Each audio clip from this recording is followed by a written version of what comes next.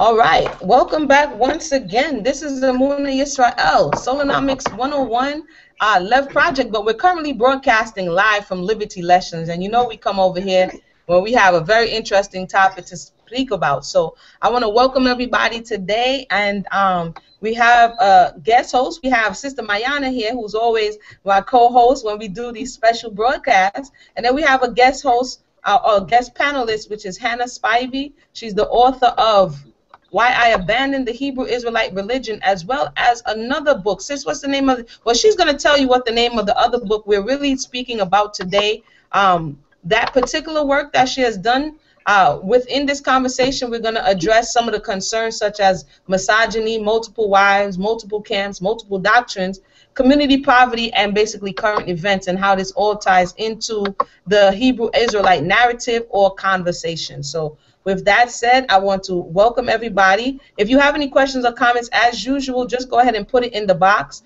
and we'll get to them if you have for the guest host who's on. As well as we want to say for everybody involved, the commenters as well as those on the panel, we keep it clean, we keep it professional, no profanity, no defamatory type statements that's going to, cause any necessary repercussions. So with that said, I'll go ahead and give it over to Sister Mayana, and then we're going to come to Sister Hannah and officially allow her to introduce herself. So Sister Mayana, I'm going to quickly alley-oop it over to you so you can address the crowd or the people as well as our guests. Sister Mayana, the mic is yours.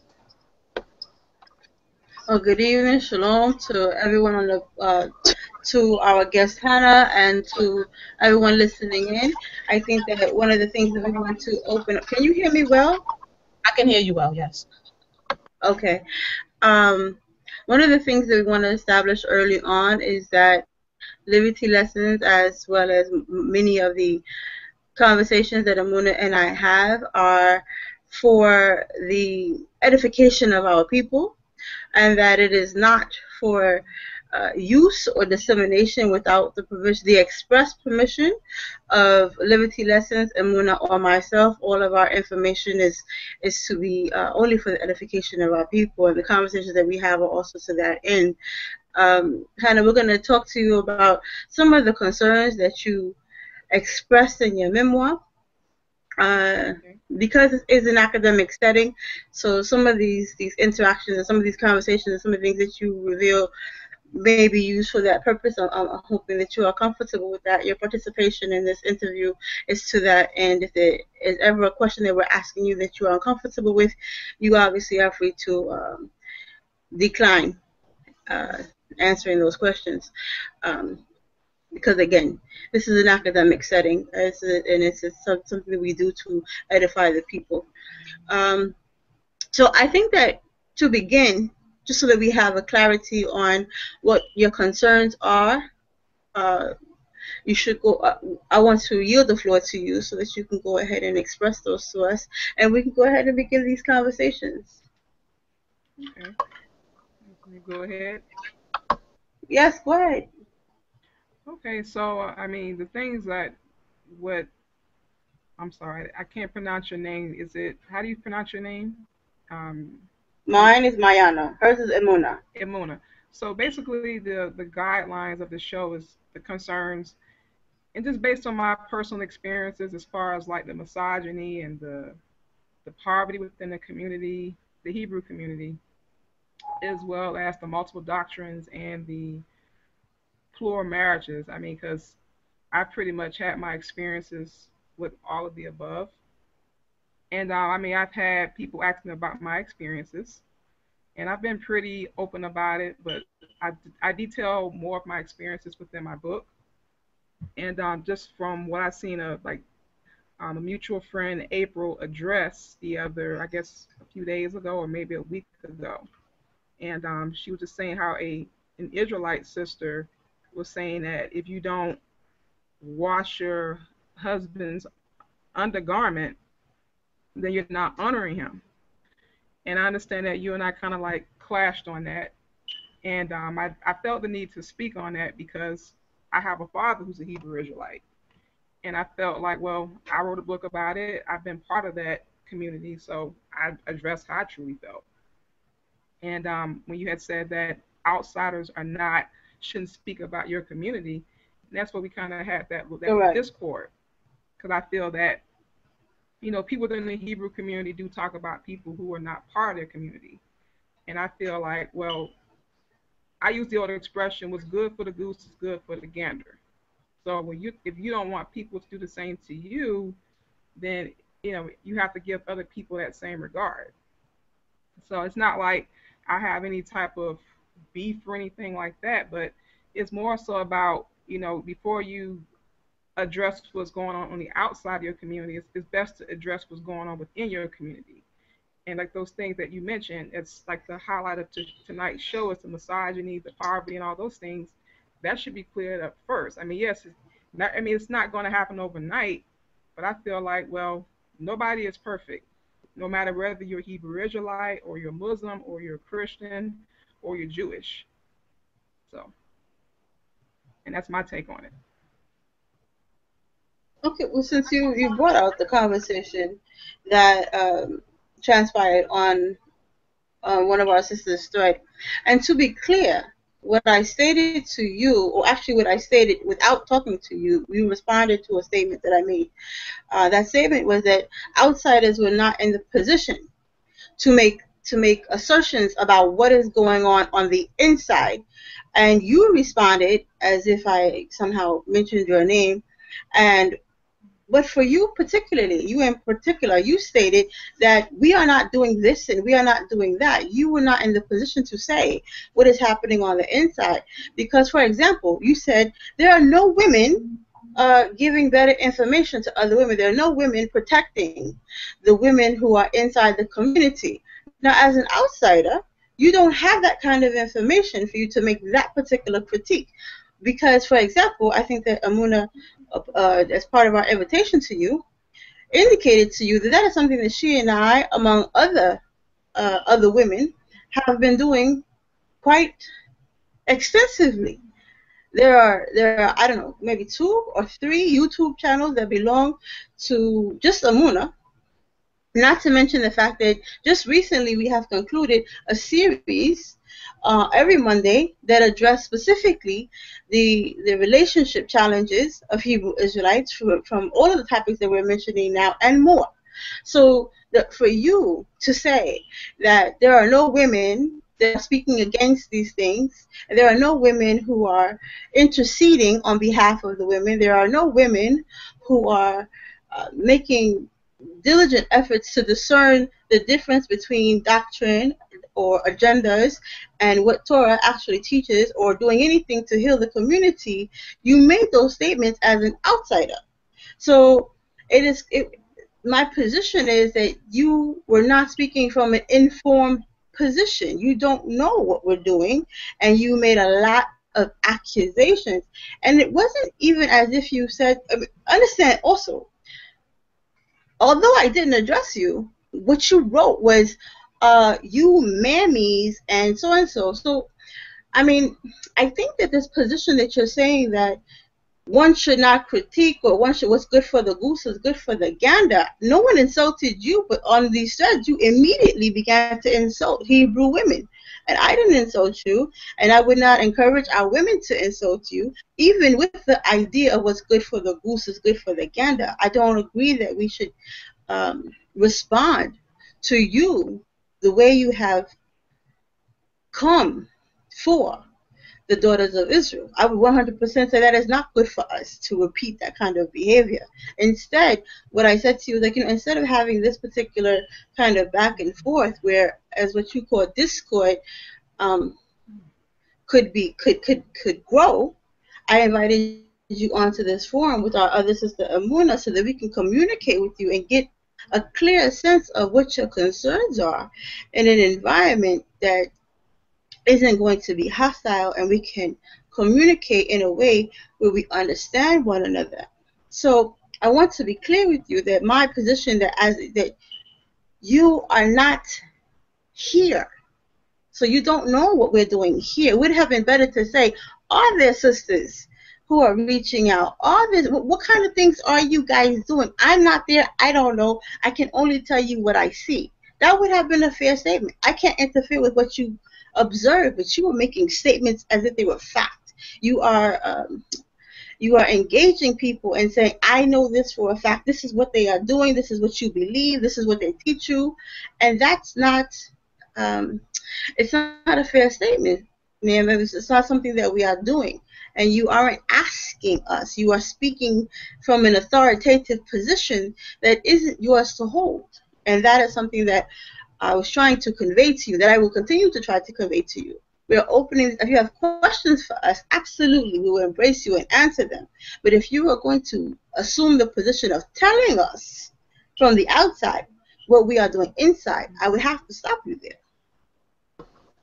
All right, for those who just joined us, this is Amuna Yisrael with Sister Mayana Hasofaret, as well as our special guest, Hannah Spivey. Today we're talking about, again, I wasn't on the thread, so sometimes people mix this up because our name sounds similar. I am Imuna, and Mayana is the one who interacted with you and invited you on. So that's just for clarity as well as clarity for the audience. Now, going forward, because you have a number of questions possibly, or things that may have been, troubling to you as you wrote in your memoir, you can go ahead now and either, because I do remember that a portion in your book was a question to Hebrew Israelite women. Mm-hmm. And so if you at this time would like to ask specific questions as it relates to, because like Mayana is saying, we cannot take away your experience, but we can offer you clarity as relates to you not generalizing across the board that your experience over here means that everything over here is going to be the same. And so hopefully we could provide that and allow you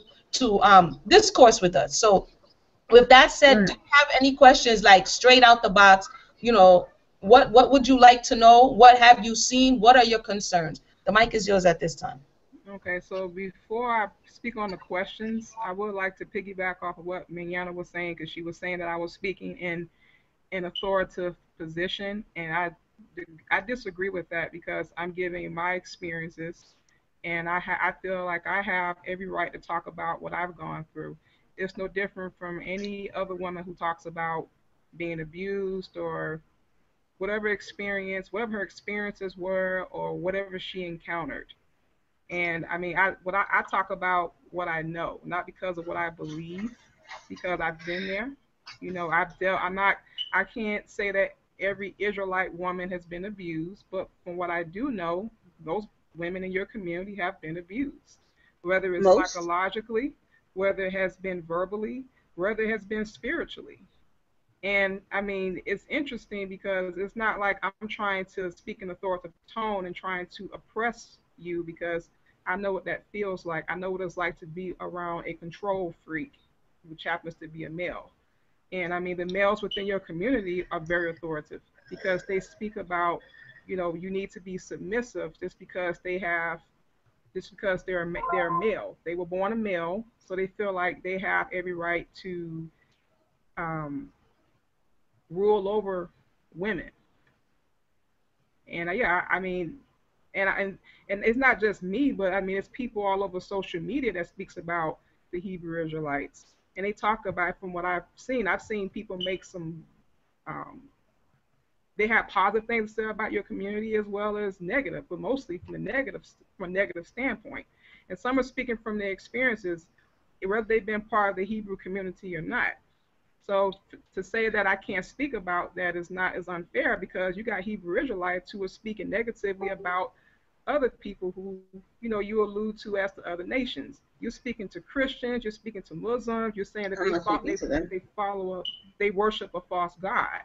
I mean, you can't try to claim everybody who does not acknowledge you. I'm not saying you personally, but I'm just talking about from my experiences. And as far as the discord that you and I were having the other day, I wasn't calling you any type of names. When I said mammies, I'm talking about the Hebrew women that I've seen who are very male identified, who identify with the males who treat them like garbage. So that's what I'm talking about. I'm not saying every Hebrew Israelite woman is a mammy, but more so the women who are very male identified and who put down other black women. So your response to that is to put down black women. So this is what. So again, what was problematic for me is that you wanted to. First of all, when you talk to us, you tell us that your concerns are coming from this loving place, and it's very hard for me to find the loving spirit behind addressing these women as mammies. A lot of what you have done is criticize. You're criticizing. You are very negative in your assessments. And again, my position is still the same. That you are doing this from the outside, and you seem to have a your your principal objection is me saying that you are on the outside.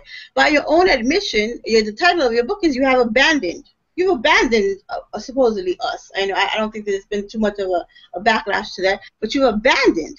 So if you've abandoned the community, then obviously you are an outsider to that community. So I'm not clear on why you are so offended, or you're objecting to me saying that you are an outsider to the community. That's the position that you have chosen.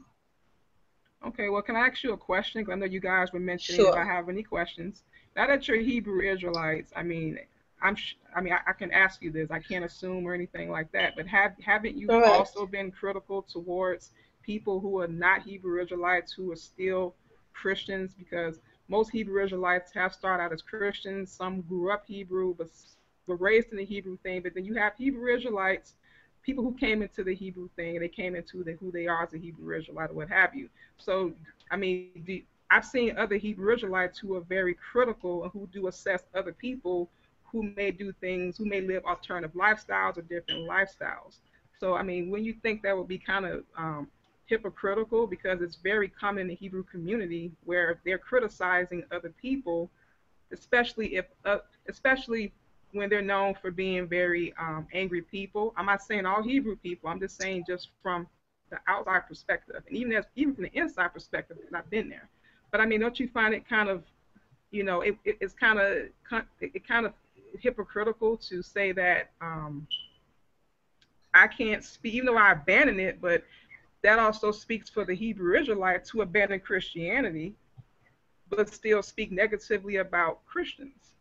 I mean, wouldn't you find? I mean, I think it's hypocritical, but because I don't feel like I can't speak about it, which I have every right to, like anybody else who may not know a lot about your culture, but they still do. Mm-hmm.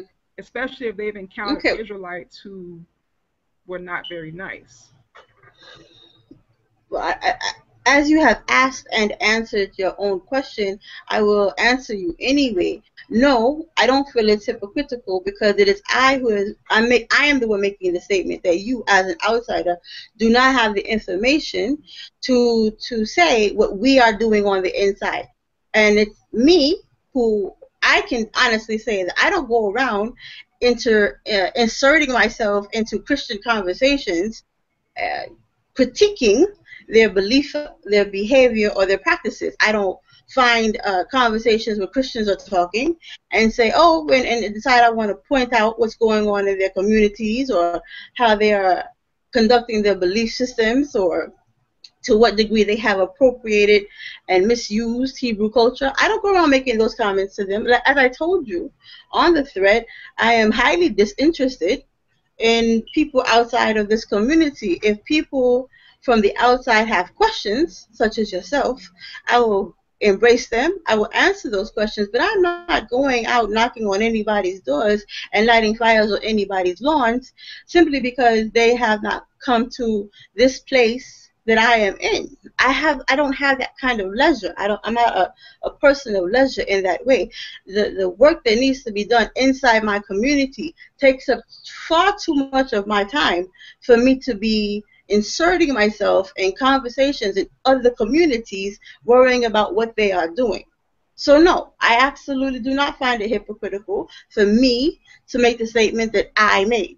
No, well, what I mean by that, I'm talking about your Hebrew Israelite counterparts. Do you find it hypocritical of what they're doing? Because, like you said, you don't insert, but you did insert because you were, it's something that you're very passionate about.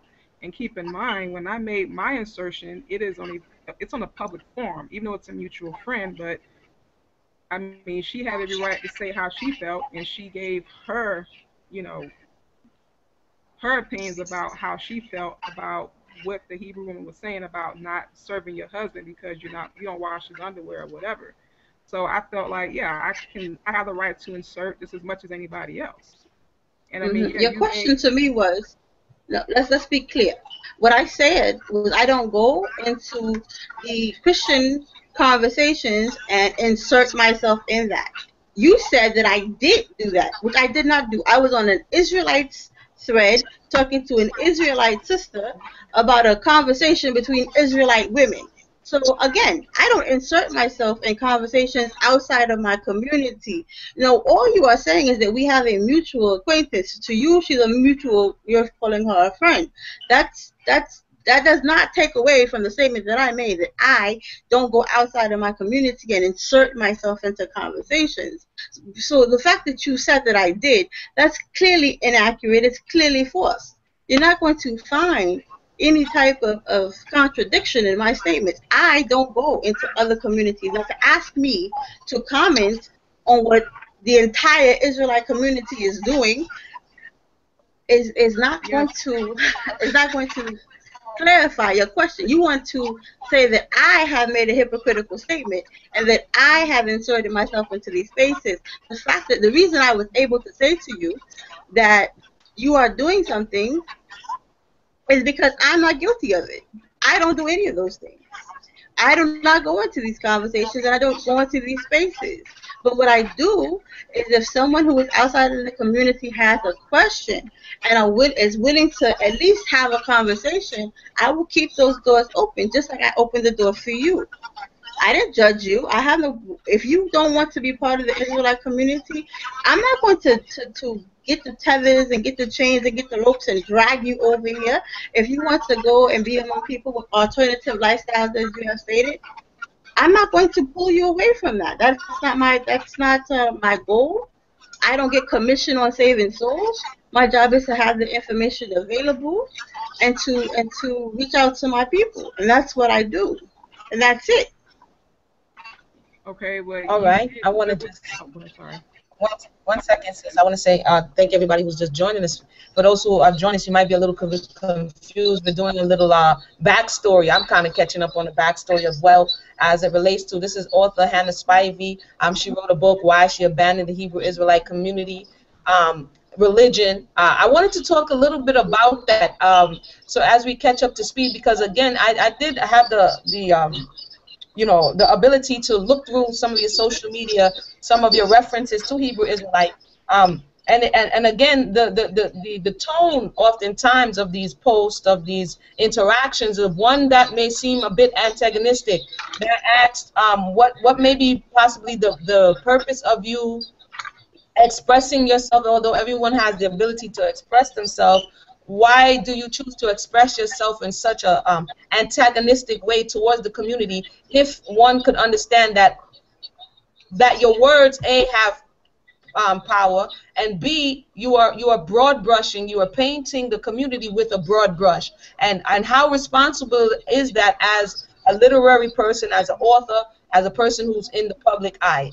So at this point, I'll ask you that question as it relates to how you choose to express yourself about the Hebrew Israelite community as a whole.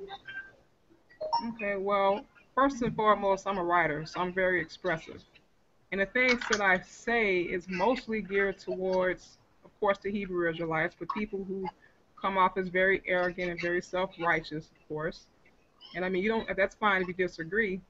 The point I'm making is what I say is, it's not as, it may be harsh to most or to some people, but it's not comparable to what Hebrew Israelite women, or basically women throughout it could be Hebrew Israelite women, it could be Muslim women, it could be Nuwapian women. I mean, I can't say that no woman within the pro-black community, no matter what she identifies with, has not been abused, because every group, there's black women who have been abused.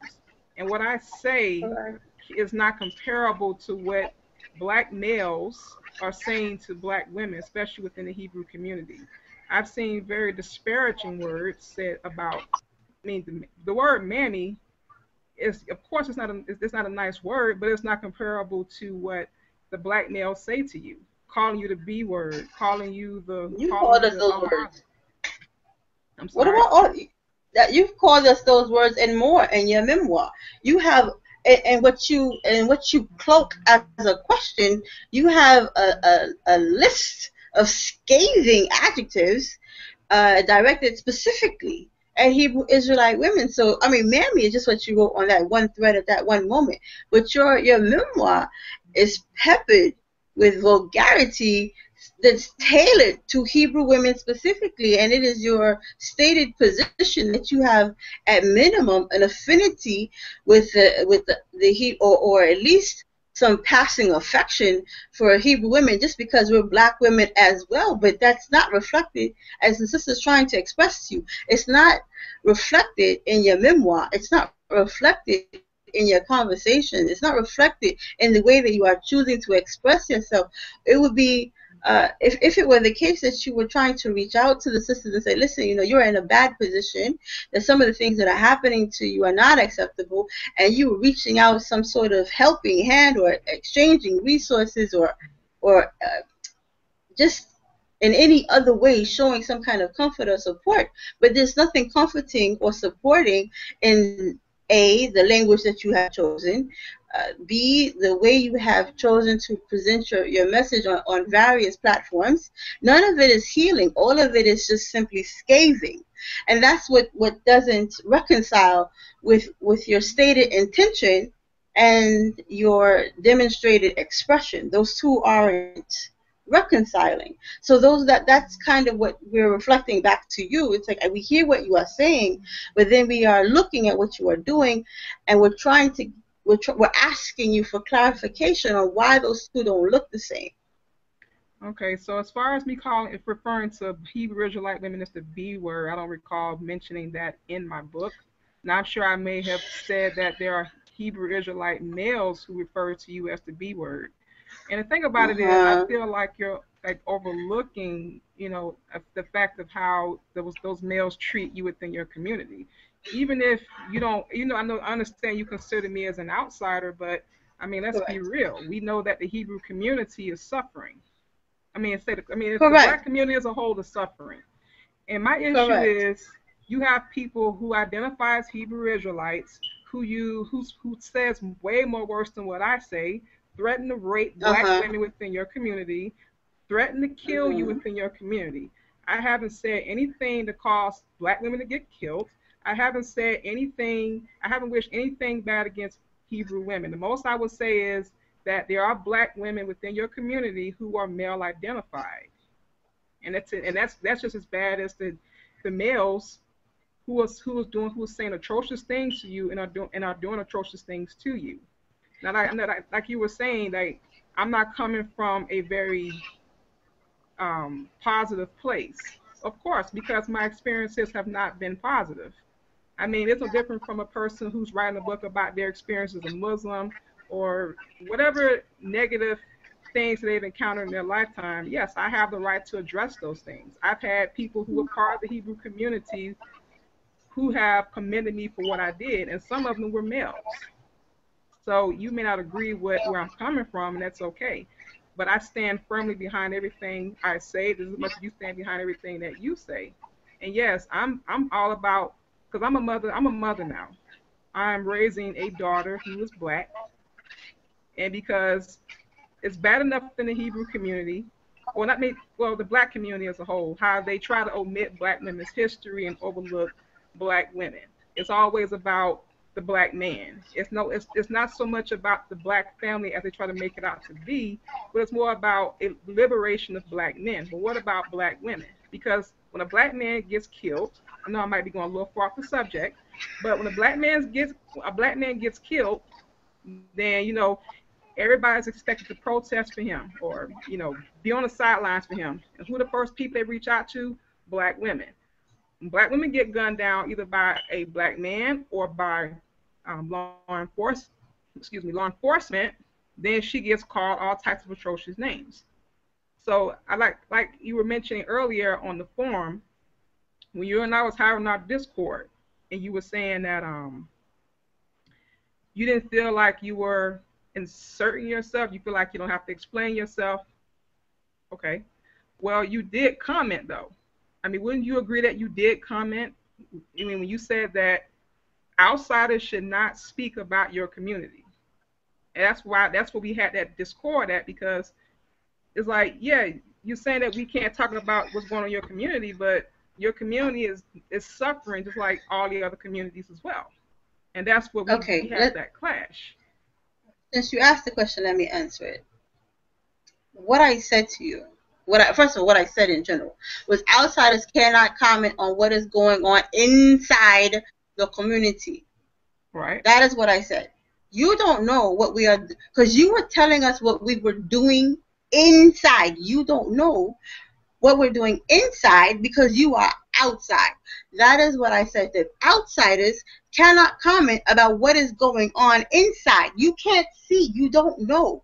All you can say is what you have experienced. I won't take away from you what you have experienced. I cannot take away from you what you can observe from your position outside. But see, you don't seem to accept that your position is outside. You want to go and make comments about what's happening in a space you don't occupy. You were making statements that were ill-informed, uninformed, because you are not in a space to make that decision. You cannot say what the women are doing on the inside. You're not here. You can say, this is what it looks like to me. This is what I remember experiencing. I had no problem with you making those statements. The second thing you keep trying to do is say that I inserted myself somewhere. This was a Hebrew Israelite conversation. I said that I comment in my community. That was a my community conversation. It was with an Israelite sister about a conversation by another Israelite woman. Both parties were Israelite. I didn't insert myself into a community outside of my own, which is what I said. You cannot keep saying that I inserted myself somewhere and that I have misspoken. What I am saying is correct and true. I was in a community conversation, and what I said to you was not that you weren't allowed to have an opinion or that you were not allowed to relay your experiences. What I said to you is that you cannot tell us what we are doing. You are not inside. You are on the stoop. We are in the living room. You're not inside the house. You are outside of the house, trying to tell us what's going on in our bedrooms, in our bathrooms, and in other spaces. You don't know. It would be better for you to ask. That is what I said. Okay. But I just want to make sure we just keep it nice and let me make sure I'm gonna check and see we gotta keep it nice and cordial and decent. And definitely this is part of conversation. We have to get and bridge and get beyond miscommunication. And even if we may have at that space and time, again, I wasn't on the thread, I don't know, but I definitely wanted to see if we can cross this bridge a little bit and touch on some of the other questions that you may have. The reason why you may be getting some of the feedback that you're getting or the conversation is that, like my Sister Mayana said, Sister Mayana has been and continues to be on the front lines for years as it relates to Hebrew Israelite women and what they experience in a positive, reassuring way.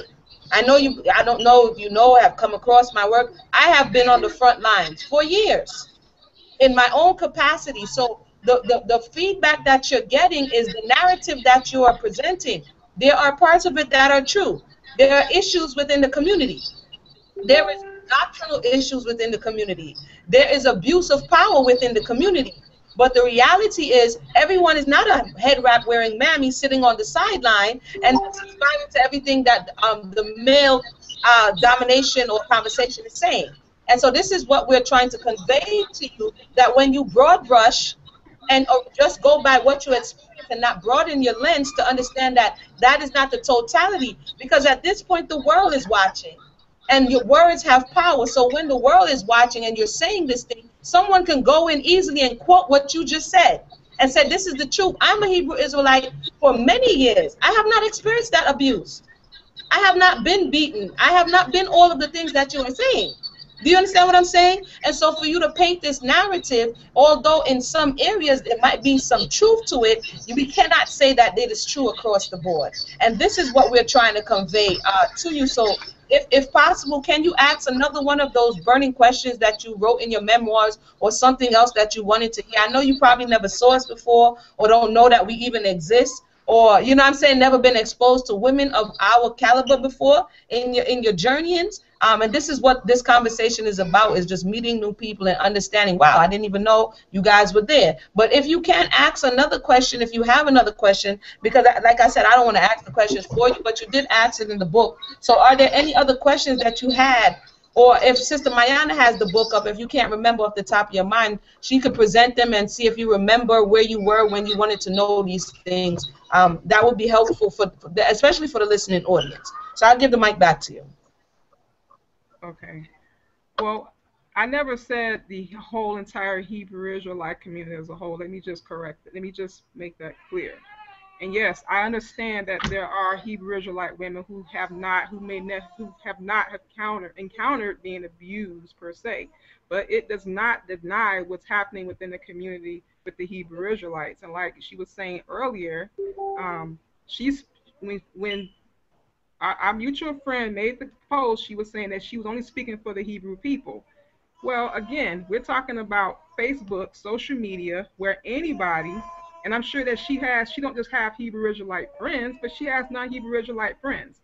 They're going to have opinions. And you also mentioned earlier that you understand that we're going to have an opinion. So why can I not say what I know? But I'm talking about what I know. I'm not making up stuff because this is what I do know. Because the Hebrew community, and I even mentioned in my book, at the beginning of my book, excuse me, I mentioned at the beginning of my book, my baby's crying, so excuse that.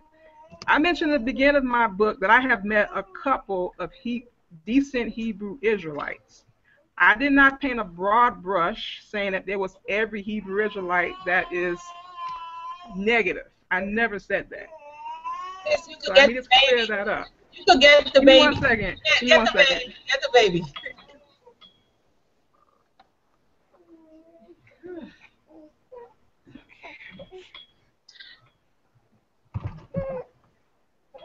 The baby's like, where you at? Okay. So so the Yeah, we question I gotta take do care of have, babies. I'm sorry. So the Hi, question, baby. hi, she's on my Hi, lap baby. right now. Okay. Okay, so my question is, 'cause I know that in the Hebrew community, the man is supposed to be the head, and then above the man is the Most High. My thing is, do you feel that a man, because he's a man, that he's automatically the head, or well, let me rephrase that. Do you feel that all men are leaders because they're men, or because of what the Of course Bible not. says? Okay, the Bible doesn't say that all men, by virtue of their genitals, are leaders. So that's another thing that I found in your memoir, is your complaints are not unique to your experiences or the people that you have come into contact with. Instead, you liberally place blame on the text, and you say your Bible says this and your Bible says that, instead of saying the men you have encountered have said this or they have said that. Our Bible does not say that by virtue of their genitalia they are automatically qualified to lead. So our Bible does not say that. That's an answer to your question. Well, let me, because I think there's a little misunderstanding. Give me 1 second.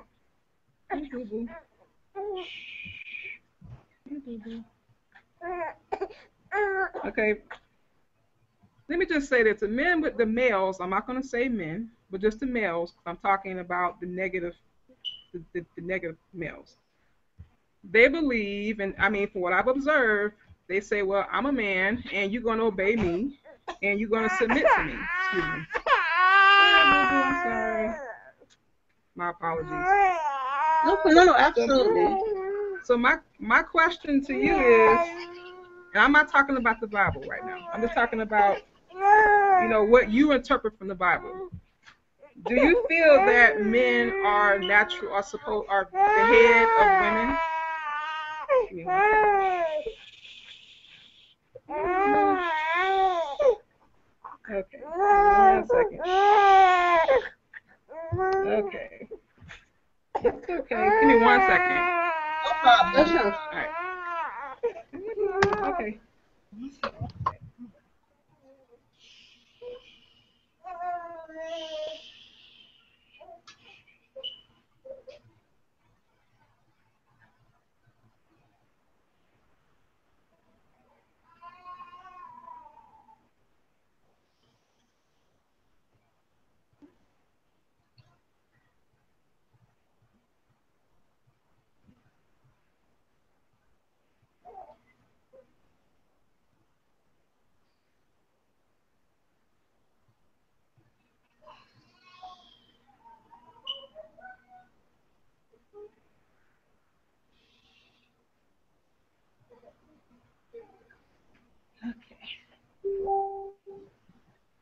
Okay, I'm back.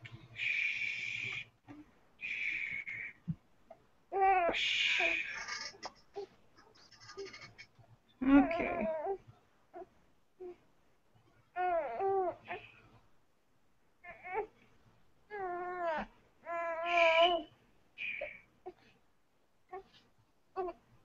Okay, boo boo, calm down.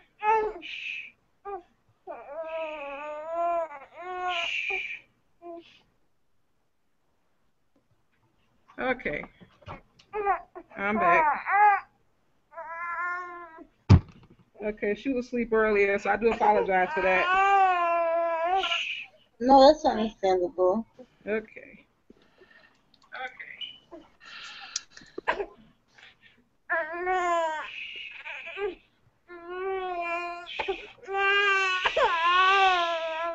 Okay, calm down, calm down. Okay, she been a little. Come on, boo boo. Give me one moment. Okay. That's okay. Hannah, if you want to, if it's better for you to mute your mic until you're speaking, you want to do that? Yeah, give me one moment. So that we can answer your question. Sure. One moment.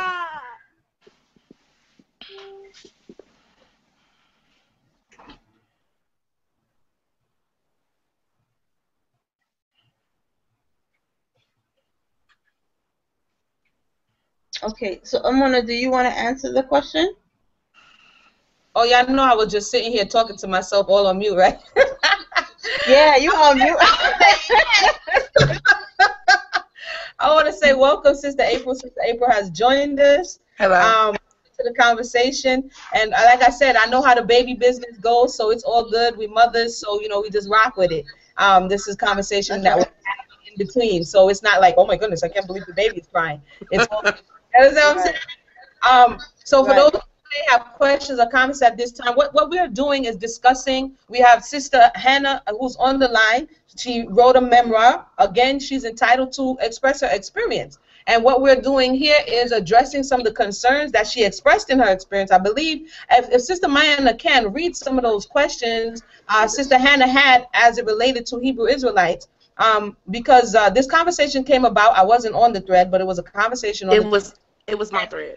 And okay, so Sister April, can you give us some clarity? Because all of us, except for Mayana and Sister Hannah, we like, well, what y'all talking about? So Okay. some clarity on the thread. Go ahead. The thread was about a conversation that I had with an Israelite woman, and pertaining to my submission to my husband. And so the conversation was, I chose to hold my husband in a point of accountability. There are certain duties in the household that I delegate for my husband to do when he comes off work. I don't think that, I think that you should hold a man accountable for the things that he does. He's a man, he works and goes to work. When he comes home, he has an active place in the house. I chose to tell my husband, look, I take care of the kids. It's a full-time job. We're all mothers. And that I feel that this is my obligation. This is my responsibilities. And you need to do yours as well as far as yourself being a adult male. It was not to take away from my husband. It was not to belittle him, but it was to give him a task for him to complete. So, everybody has their own task. No one's confused. The woman basically took what I said and said that you're not submissive enough because you don't do A, B, C, D. You cannot speak on my submission to my husband. You do not know my position with my husband. This is my marriage. And, I have friends who are not Israelite women who agree with that. They agree with that standpoint. They agree with that wholeheartedly, that if you are a man or a woman or whoever, you're an adult, you have certain obligations and certain responsibilities. And my husband is essentially not a child. He's a grown man. And I do what I have to do, but as well as him doing his tasks as far as taking care of the house. There was some disparaging comments, back and forth. There was a woman who was an agent. She was attacking me on my own post. I didn't know she was an agent, but I was told by other women she was. And so that is where the disconnect came from, as far as, my sis Mayana making a comment and then my sis Hannah making a comment back. So that's where it kind of was, and where I'm coming from is where I understand it is that, I know both of these women. I know Mayana very well. I've known her for 3 years. I've known Hannah for 3 years. I've known you both equally you know, not as much as Hannah, but I've known Mayana. I've called Mayana. Mayana's been there for me. I think the disconnect is Mayana feels like she, you know, she's been in this culture, she's been in this faith, she's helped women and took time away from where she's, you know, where she's been at. She's done the job to earn the title of helping her women. And I think that, you know, Hannah's saying, you know, I've also been in this situation. I've also been a part of the community, and I don't want my opinion or my views to be not respected, even if I'm not a part of the community. That's what I got. And I was trying to get them to look at the same point, that we both have a common point to battle misogyny in the community. Whether you be a Black woman in the Israelite community or not. I know that you only address Israelite concerns, and I understand that, Mayana. But, you know, it's basically to combat the situations that happen in our community, being Black women. And that's what I got from it. Mm-hmm. All right, thank you so much for the clarity, because I was a little lost. Sister Mayana, your thoughts on that? Is that, you know, a accurate description of what actually happened? For those who just joined us, right now we're speaking with our Sister Hannah, and we have Sister April on the line. We are talking about something that happened. Social media is a space where people post stuff, and you think it was like live in person, because so much stuff happens, and you like, it goes so quickly you can't necessarily catch up. And so it spills over into how we view one another, what we think about one another, what we say about one another. And this is all part of universal principles of how people say, how can we get along?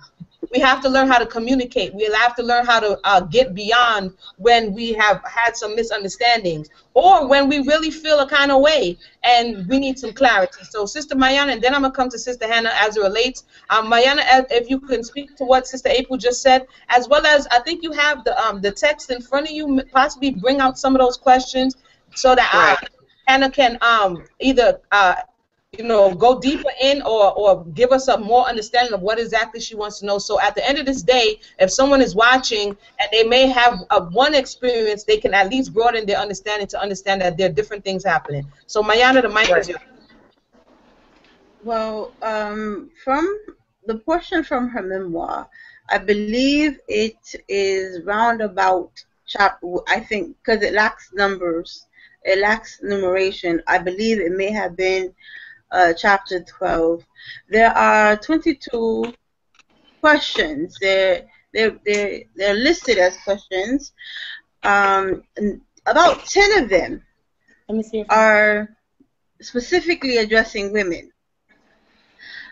Because of the nature of our forum, I won't be able to read the questions verbatim, because despite what our guest is asserting, a lot of this language that she uses towards the women are very caustic.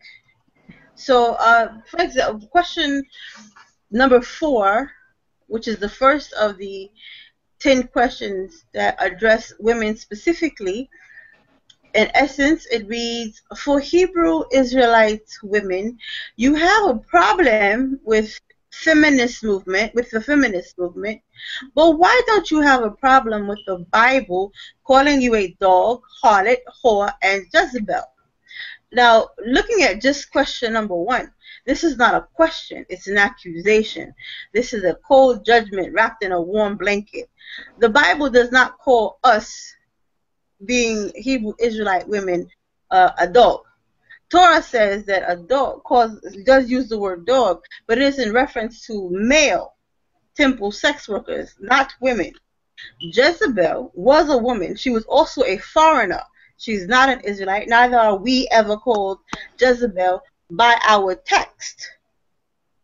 Going forward, reading also, as for the terms harlot and whore, these terms are used to describe not just women, but the entire nation in the Bible.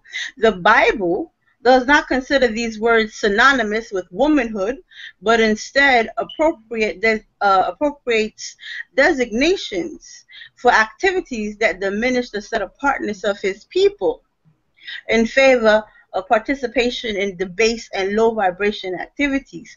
Whoredom and harlotry are liberally used against men and women. I do have a problem. Do I have a problem with the Bible not being specific, specifically attacking women and specifically attaching the word whore and harlot to just women? No, I don't have a problem with the Bible not doing that. And instead of complaining, that such categories exist, for me, I make it my business not to fall into those categories. This first question asks, not like I said, it's not really a question. They're accusations about dogs and whores and harlots and Jezebels. This is why I asked before, when I spoke to you before, your questions are not about your specific experiences. You are attacking the culture and saying the culture is doing these things and that our text is doing these things. It's not our culture. It's what we're trying to express to you. It's not the culture, and it's not our Bible. It's not our canon. It's not our records. It's not our ancestors. It's very specific people. And like you said before, and I appreciate you. I appreciate that you said that it is not just the Hebrew community that is suffering in these areas. The black community in general are suffering in these areas. Amuna specifically has spoken on, written on, and addressed extensively that how a lot of our historical placement is informing some of those behaviors. It has nothing to do with the Hebrew culture, and it has nothing to do with the Bible. It has to do with our historical experiences as a people, as a melanated people. Like you said, this is happening in the Muslim community. It's happening in the black community at large. It is not specific to Hebrew, to Hebrew culture. And unfortunately, nothing in your memoir suggests otherwise. Everything in your memoir squarely blames for the woes of the entire melanated community. All right, sister. Thank you for that, Sister Hannah. Thank you for that, Sister Mayana. That's the first question that was actually read from your memoir. Sister Mayana answered it. So we give you an opportunity to speak on that question, where you were coming from, or anything else that you wanted to know concerning that. The mic is yours. Okay, so she was saying that my question is not a question; it's more accusatory. But these are questions based off of what we all know. I mean, if you want to, and I'm not, trying to be funny or anything like that or disrespectful. But if one would like to pretend like they don't know that they're being called out their names by males who look like them, then yeah, I guess it's some type of denial. Now, the Bible itself, I'm not going to sit here and say I'm a Bible scholar. Correct. I'm not going to say that. I will say from the passages that I've read, to my understanding, and even the dictionary, whore alludes to women, and whoremonger alludes to men. And you can correct me if I'm wrong, but that is the understanding that I do have. Now, I do address not just the Hebrew community within my book, because I don't feel that Miana have read my book entirely. But I read all 74 pages.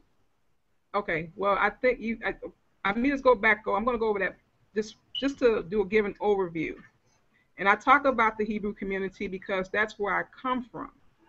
And yes, I do talk about other things within the so-called conscious movement, not just the Hebrew community, because I've come across a lot of, very special, and I mean a very, not so good kind of way. So yeah, I don't understand that you're passionate about the Hebrew community. That's cool and everything. My point is, I'm talking about what you guys are facing on a regular basis. And like you said earlier, I'm not there. Well, I've been there and I see it all the time. And you got other people out there to say that I can't speak about that. And like you said, it's kind of like you said I can have an opinion, but then you turn around and said that I'm not in a position because I abandoned the Hebrew community. Yes, I abandoned the Hebrew community as far as no longer being a Hebrew Israelite, but I have the right to talk about those things because Hebrew people do it all the time. And it goes back to the hypocrisy. Everything that Hebrew people talk about against the other people who are not part of their community is also happening within the Hebrew community. I never said that all of you guys, all the males every single Hebrew Israelite male is a misogynist. Because again, I said there are Hebrew people, men who I've met, who are very decent. They did not disrespect me. But the Hebrew community is very, well, better yet, not just the Hebrew community, but the so-called conscious movement as a whole is very male identified because it is centered around the black man, whether you agree with me or not. Now, I may not be part of the Hebrew community like that, but I do. I can speak on what I know, and I have more people who would agree with me, including the people who are part of your community. Um, all right, we have Sister April on the line as well, and then we're going to get to see if we can get a few more questions in. I think your perspective, as all of our perspectives, is very interesting in that we're not taking, in my estimation, like Sister Mayana said, we're not taking the whole thing into consideration. Just because you wake up to the truth, whatever consciousness is in your estimation or anyone else's estimation, it does not equate that you're going to erase, or anyone for that matter is going to erase centuries of programming. And because you put on this garment or you put on a hat, you are automatically, magically, pixie dust going to become righteous. It doesn't work like that. And our expectations are, they are misplaced if we believe yesterday you was on the street, you was a thug, and today all of a sudden because I say shalom, I am no longer that. That is unrealistic. So even when I look at the Hebrew, more whoever community, just because you're before me with some language that you've learned or some clothing, it does not mean you have changed. And when we approach the situation in that matter, we get to say that, no, it's not white. Like I hear what you're saying, and I also hear what Sister Mayana is saying. When we approach it in that matter, then we're not saying it's the culture. It's the people. Correct. People on whatever culture they choose to put on. If the person is an Egyptologist and they was a street thug, guess what? They bringing their street thug to Egyptology. If they was a street thug and they come into Hebrewisms, guess what? The Hebrewism, they're going to put it in that whatever place until you really have a change, which doesn't often happen in the way that we think. So I just wanted to put that into the conversation for those who's listening. I did something a long time ago that said consciousness is not righteousness. And you can see the video. So consciousness is not righteousness, and as an onlooker or as someone who may be experiencing with others, when we go in with that expectation that just because you know this stuff, it means you're righteous, we set ourselves up as the people. Because we're looking, yes, we're supposed to look to hold people to a standard, but the reality is, if we honestly say we have been through hell and high water, there's no way in the world that you are going to automatically become someone else. There's no way in the world. You have to work at it. And if the people haven't shown us that they're working, our expectation of them is not realistic. Do you understand what I'm saying, sister? If they haven't shown it, just because we drop into their Knesset or their camp, that doesn't mean anything. I'm sorry to say. It doesn't mean anything because you haven't showed me that you have been working to change. And this is why a lot of women, especially, and men, have fallen behind this thing, because we look at the garb and we believe too quickly that this person is who they say they are. And more often than not, they're not. So there's a level of responsibility in leadership, but there also is a level of responsibility for those who are seeking truth and knowledge. But I just want to put that in there. I'm going to come to Sister April, and then I'm going to come back to Mayana for another question. I know, we get into the 11 o'clock hour, but we're going to try to get some more questions in. So, Sister April, do you have a question? Yeah, I want to, it's not really a question, but it's a statement. I agree with her. I agree with Hannah when I say that, I believe that the black community as a whole is damaged. And, it goes back to scripture. We as a people have been torn apart. There's men pit against women, children pit against adults. I feel like the community at whole, it doesn't matter what faith you belong to, it's damaged, it's torn apart. And I feel like instead of just bashing each other, we should try to come with solutions like, Mayana. I know Sis Mayana, she sits on the phone with sisters all day. She takes time from her schedule and her daughter to address issues that people might have, reaching them out on a personal level. And I think what I think would be best for Hannah is to reach people on a personal level. Like, okay, you may not be able to reach 1 million women. But you can Right. reach a few sisters and talk to them and get to know them and find out where they're at and uplift them. Because, you know, me personally, I can agree with you. You know, I've been in a situation where I've been attacked by Hebrew men. I make a lot of questions. I call myself an activist because I don't like the things that go on in my community, and I pose questions to pose solutions for people to do something about it, because I'm tired of seeing the same thing go on. You know, just recently, Joyce Quarway, she passed away, and you know, I wish I could have reached out to that sister and helped her, because obviously something went wrong to where she is now murdered, and now no one knows anything except for what's on the news.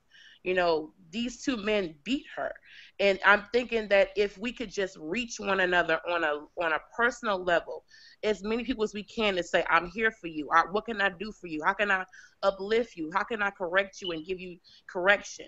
I think that's a great start, you know, because it's writing a book or, you know, writing Facebook statuses doesn't do anything. It's a bringing awareness, which is great because we need awareness. But what are we going to do once we know the problem is existing? What are you going to do after that? Now that the book is gone, you know, it's done, it's published, everybody knows about it, everybody's at it, they read it. Now the Facebook posts are made, everybody's seen it, they know about it. What are we going to do as a community to fix the issue? Because we can talk all day and nothing can get done from it. What are our solutions is what my question is. What are solutions? You know, solutions bring about change, and talking about things do nothing. I do agree. All right, Sister Hannah, we're going to come back to you in 1 second. We're going to go to Sister Mayana once again because I read the reviews, I read the book. You know, many people have read the book, many questions, you know, and this is the type of stuff that we have to come into a space. And I would like to say I want to thank Sister April for joining us, but I think that speaking about it, that you have to speak about things. But after you speak about things, then you have to do what you just spoke about. You understand what I'm saying? So it's like you have to lay out, hey, this is what I'm going to do. I'm going to reach out to my sister. I'm going to do it in love, because we're talking about broken people.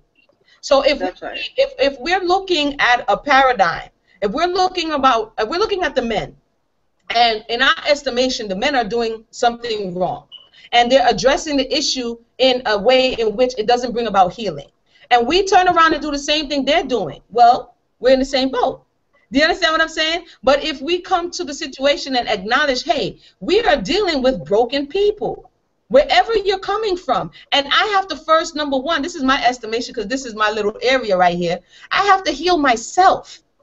Because if I don't heal myself, I'm going to come and give you my distorted view of reality. And so the number one person that we have to help, because I see a lot of people on social media want to save the world, but like they say in the airplane, put your mask on first. You don't put anyone else's oxygen mask on first. You put your own on. That means save yourself. Go through your own issues. Go through your own problems. You're not going to be perfect when you address other people, but you will be to the point where I'm not going to transfer. That's what they call it. And I'm not going to transfer my issues to you. I'm not going to say because I have an issue now, everybody should have an issue. Do you understand what I'm saying? That's right. Say, well, this is my issue, and I identify. I can see where, because I'm going to tell you something, and I'm going to come to Sister Mayana. It has been my experience through my studies that when we have been damaged as children, you are going to attract, I am going to attract, we are going to attract that same energy and vibration that damaged us. So the fact that you may have attracted this level of low vibration into your life through the Hebrew Israelite community is because this is basically the message that was being sent out. Subconsciously. Oftentimes we're not aware that we're sending that message. A lot of women get in abusive situations because when they got into that space, they said, I don't value me. And if you notice, when you come into spaces and let the men know and other sisters that I value me, the narrative change. Who do you think you are? You think you're better than me? But you see, when you now are sure within yourself, and I am not going to concede, I'm not going to allow you to abuse me. Because understand, after you leave out of your parents' space, when you get into relationships, abuse to a degree, we allow it. It starts off in a way where we don't set boundaries. We allow people to abuse us. It sounds crazy and strange, but once you start taking back your space and setting your boundaries, not in a rude or disrespectful manner, because relationships are built on respect. And a lot of men and women can sniff out when someone has low self-esteem. They know, Yeah. listen, I can use you. They know I can abuse you. Why? Because I see the way you move. And if you have a predator, what are they going to do? They're going to look for the weakest person in the pack. And this is why you may have had the experience with the mammies, or with what you term as the mammies, or this conversation. Why? Because like attracts like. And so when we spend more time, and a lot of time, concentrating on ourselves, we're not saying we're not coming from issues. We can see clearly now to genuinely reach our hand out without hurt. I don't want to hurt you. I want to be able to help you. But I can't help you if I didn't help me. So I just want to share that. I want to go to Sister Mayana for another question and see if we could bounce this question around and get some answers to it and clear up, if we can, at this sitting, anything. So Sister Mayana, and then we're going to come to you, Sister Hannah. Sister Mayana, you have another question from the memoir? Yeah. Yes, I'll read the second question. This is the second question, actually the fifth question in the 12th chapter. But before I do, I want to make it very clear that there is no denial on my part, and all the sisters listening in here on the will very quickly confirm that if anybody is going around championing against the disinformation that the men have been disseminating to the women, that would be me.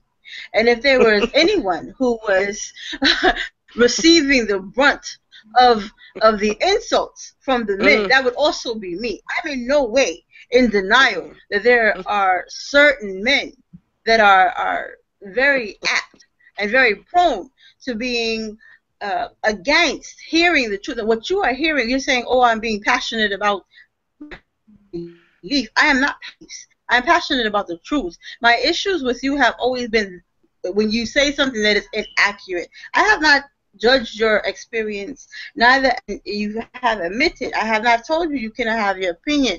My issues have always been with to what degree you are being truthful. And in the same way, I address the men. If you are saying something that is not true, I will address it. If it's not in Torah, it doesn't count. If it didn't happen, you cannot say it did happen. If you're going to say the scripture says, the scripture better say it. That is how I've always been. April will tell you, she will come and wake me up, tag me, email me, inbox me, text me, Mayana, I need you to show up on this thread. The brothers are tripping. And all of my sisters know I will defend the truth. And every sister will come and get me. So my big sister, they very much go on, put out the bot signal, BAHT signal, the bot, come help us. That's what I do, all day, every day, with every sister. I'm not making excuses for the men. I need you to be very clear on the fact that none of the women on this panel are making excuses for unrighteousness. We don't care if a penis is attached to it. Unrighteousness cannot stand. We are not phallic worshippers on this panel. We are very much about our Father's business and only our Father's business. Having said that, the second question in your, I believe it's the 12th chapter, it's actually the 5th question in that series, but the second one that addresses women, I can't read it because of the format, but in essence, it's a question about why women are participating, why Hebrew women are participating in polygyny. Specifically, you have a question about the extent to which Hebrew women are willing to participate in or accept this particular marriage model, and you add to that they do so even though some of them, I'm obviously filtering a lot of this language, some of them are disrespectful and have a very negative perception of their womanhood. So that was your second question in this book. So, Sister Amuna, if you want to go, I could answer it or you could answer it, but that's a fair question. It's a question about this particular marriage paradigm that has had a revival in our culture. It's one of the many times we've addressed polygyny, right? We've done webinars, we did radio segments, we did articles, we got books on the matter. Yeah, for real. I'm gonna touch on that. I just want to acknowledge those who are in the chat room and thank them for tuning in. And I just want to check on Sister Hannah, make sure she's doing all right. We have people in the chat room. I'm going to touch on question number 2. Again, I want to thank everybody who's joined us. I definitely said if you have any questions or comments, feel free to share. We have some thoughts that Sister Hannah may be being ganged up on as it relates to the conversation. What we're doing here is addressing the memoir. And the voice of Sister Hannah are the words from the memoir. We're glad that she has joined us on this conversation. I'm going to give her an opportunity to speak as well as those who are listening in to what you have to express. So I'm gonna reserve a time to go through all of this and definitely address your comments and questions. So I just want to let you know that I hear you. If that is the perception that you're getting, we're getting a mixed thing. Some are saying yes, if you guys could see the chat room, and some are saying no. These are questions that were asked and statements, and that's what we're addressing because they're directed to Hebrew Israelite women. So therefore, we wanted to provide a space that these questions can be addressed without mumbling, without complaining, without going and making a social media post. We would like to come to who asked the question, and this is what we're supposed to do. This is how we, this is how we build. So I'm going to come to that question. The second thing someone just asked here. Someone just asked as it relates to attracting abuse. I know sometimes when I speak and others speak, it may not be understood because we may be coming from two different spaces. And so this is why I clarified my statement by saying this. I didn't just get up and start studying. Everybody has been studying. I just happened to be studying this area for a very long time. So when I'm speaking, it's not to say, oh, in the mind I attracted this, but yes, if we understand spiritual truths and understand what you sow is what you reap, and whatever you emit, that is what is attracted to you. That's like asking, did the person in the water ask the shark to bite them? Are they bleeding? If you're bleeding in the water, you attracted the shark. Do you understand what I'm saying? Because you are emitting something that attracts this predator. So what I'm saying is, if we are coming from childhood with injuries, mental abuse, emotional abuse, physical abuse, what this creates in you is a lot of sisters are coming with a level of a broken spirit and low self-esteem. This is truth. We want to talk truth tonight. This is truth. And what a lot of sisters want to do, instead of taking responsibility, not necessarily for what the abuser did to you, but how you are and how it affected you, what we look for is a man in our broken state to fill that gap. And when we attract the wrong man, then we say all the men are terrible and wicked, and this is the problem. You understand what I'm saying? So there's a level of sisters in our community and the quote black community as a whole that we don't take personal responsibility. We don't take personal responsibility of where we are and a real assessment that, you know what, honestly, I am not ready to enter into a relationship. Honestly, you understand what I'm saying? I am dealing with some stuff that I need to purge myself. We don't do that. And so I'm gonna give it to Sister Hannah, who may want to say something, and then I'm gonna come to the polygyny question, because like Sister Mina said, we done beat that thing, till you just gotta check the real, you know what I'm saying, on that one. But Sister Hannah, the mic is yours at this point. Okay, thank you. Well, I like to say, like I was just piggybacking off what April was saying about, yeah, we can talk about helping people, reaching out to people, write a book about it, make Facebook posts about it. But like you said, it's gonna take more than that to come up with solutions. And I would love to do workshops about my experiences, because you still have people out there who's never heard the Hebrew Israelites. My fiance personally never heard of the Hebrew Israelites until he met me. I came across other black people who have never heard the Hebrew Israelites, and then there are some who heard of you, but they know a little bit about the culture, about, what the Hebrew Israelite thing is all about, what it means, et cetera, et cetera. So I would love to do, not just talk about the bad parts of it, but just talk about other components of the Hebrew Israelite thing as well. I would love to do more, even though I'm a mother, I'm a work-at-home mom. But yeah, I would love to go out of my way to enlighten people about my experiences and what I've studied, and the understanding that I do have about the Hebrew community, as well as the rest of the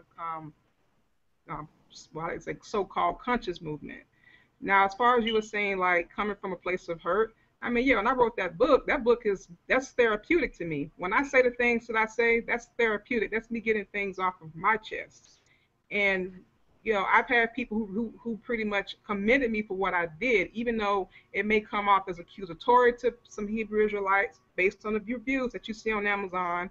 They were saying that, I mean, most of it, and honestly, they were not even verified purchase. They didn't really buy the book, but there were a few people who did buy the book, and some of them were part of the Hebrew community. Now, I'm sorry, I'm kind of blank for a little bit. Again, this is my therapy, writing about it, talking about it. I have people who approach me, and I don't put them down. I don't shut them down, because I have talked to them about my experiences. We had this exchange about our experiences. Not once have I ever put them down personally, because I know where they're coming from. I'm only talking about the people, the women included, who come off as, I'm talking from my experiences only. They come off as very self-righteous, as if their poop don't stink. Because the main ones who come off as very self-righteous, I mean, they're going through a whole lot. Just like the Hebrew women, I'm not saying all, just to put it out there. What I'm saying is there are Hebrew women out there, some Hebrew women, or probably most Hebrew women out there, who are being abused at home by their very own husbands, yet they're putting down other women who are not part of their community and calling them all sorts of names. And I mean, so even though what I'm saying in the book, my memoir and the self-help portion may come off as accusatory, that's okay. And you have that perspective. I don't expect to reach everybody who reads my book.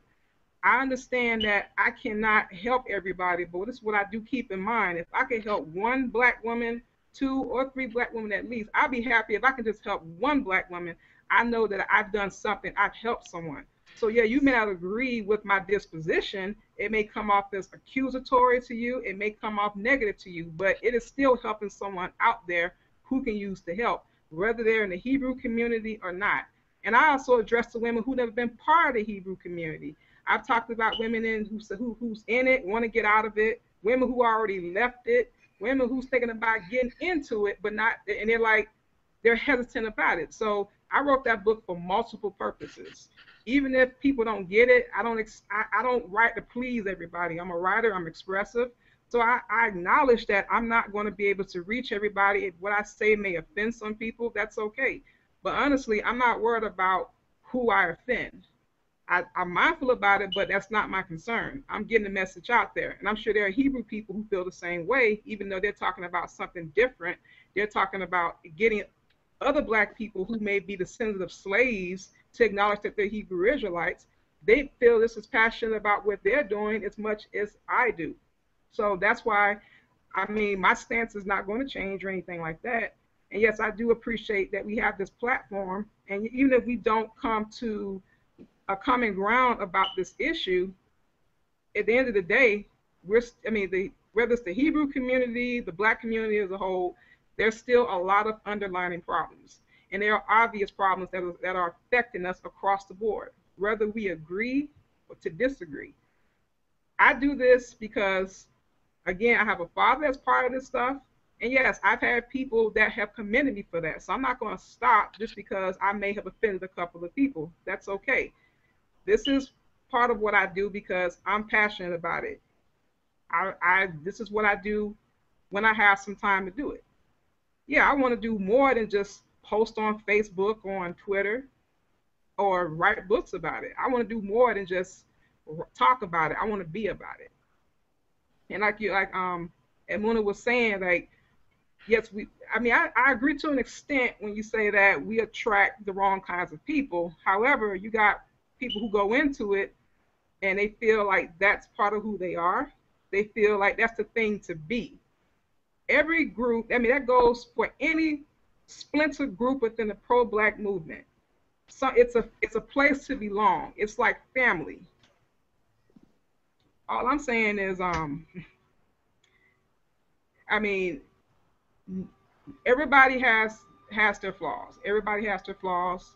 And all I'm saying is, we can't afford to be divisive okay, well, I'm better than you because I'm a Hebrew. I'm better than you because I'm a Muslim. Because at the end of the day, the community, the black community is screwed up. We can't, I'm not saying that you're denying it, but it's just undeniable. It's undeniable.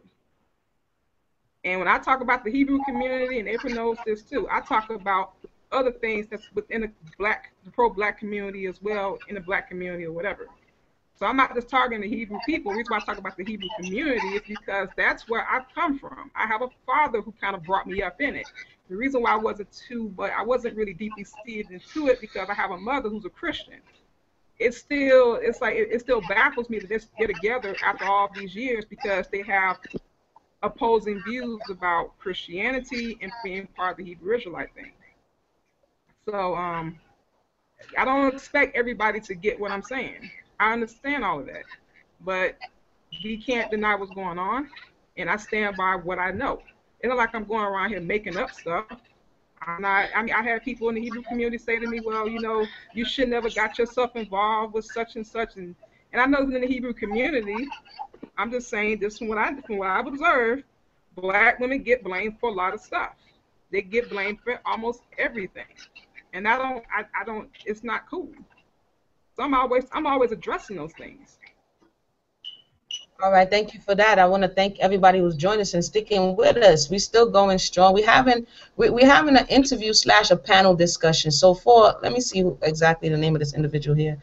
For Sugar Hill Lady, you know, for you to kind of understand that, like you said, you thought that this conversation was going to be an interview on Sister Hannah's book.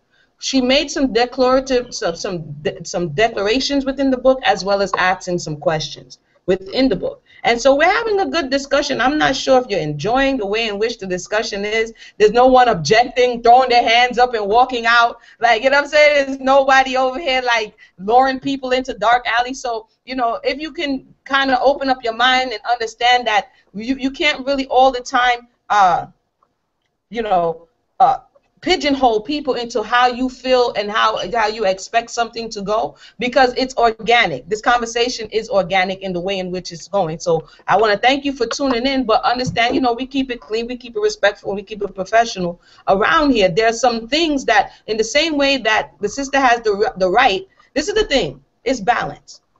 Sister Hannah has the right to write what she is writing, and we have the right to ask about what she's writing.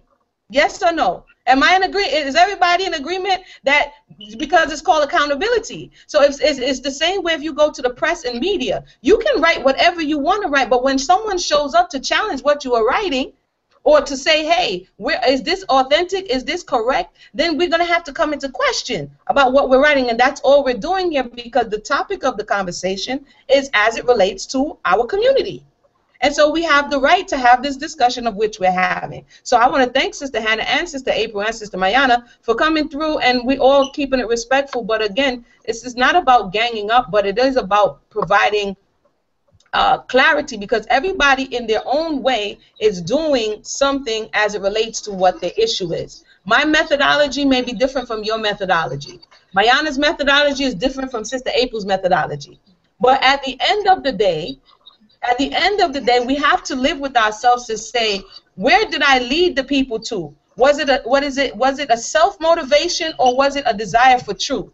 Because at the end of the day, whatever you believe, we're going to have to come into account for whatever it is, because universal laws says that that's what it's going to be. Whatever we sow, that we shall reap. And that's not about people who want to say, okay, you put off the Bible, okay, go plant a corn seed and tell me what you get. That's universal principle. So we can speak on a universal level to say, what energy we're putting out there, look for it to come back. And if we don't like when it's coming back, then we have to check what kind of energy we're putting out there. And so you called, we came. Sister Mayana is the one who hit me up, because Mayana knows I don't really do Facebook. I do Facebook, but not really. You understand what I'm saying? I more do instructional things. So she hit me up, and I said, all right, cool, let's move. So basically, I want to get to question 3. Oh, no, I wanted to answer the polygyny question. Like Sister Mayana. Wait, sis, before you ask that. April, go ahead. Before you ask the polygyny question, I have a question to you. Go ahead. This is triggering for me, only because I am a domestic abuse survivor. Okay. And my question to you is that there are women, now I agree with to an extent that there are women who have abandonment issues, that have previous abuse issues at home, self-esteem issues, emotional issues. I get that. But I understand your premise in being accountable for your actions as far as getting into relationships. I get that. But how it sounded to me and how you meant it may be two different things. I'm going to ask a question. I'm not Okay. going to assume how you feel because I don't know that. I don't know if that's how you came across. But how it sounded to me is that are you saying that the person is accountable for their abuse in a way? So I mean, I know you said that it's not, you can't really take accountability for what someone else does to you, but you kind of put yourself in a situation to get in that situation to be abused. Is that what you're saying? What I'm saying is, and I'll give you clarity as it relates to that. There's two to it. There can be, and I like speaking in illustrations. There can be an individual who did not show their abusive nature, right? And there can be a woman who enters into this not seeing the individual's abusive nature. The person love bombed you. The person gave you gifts. You didn't know the person was abusive. Up they pop and they start to abuse you. At which point we have a choice.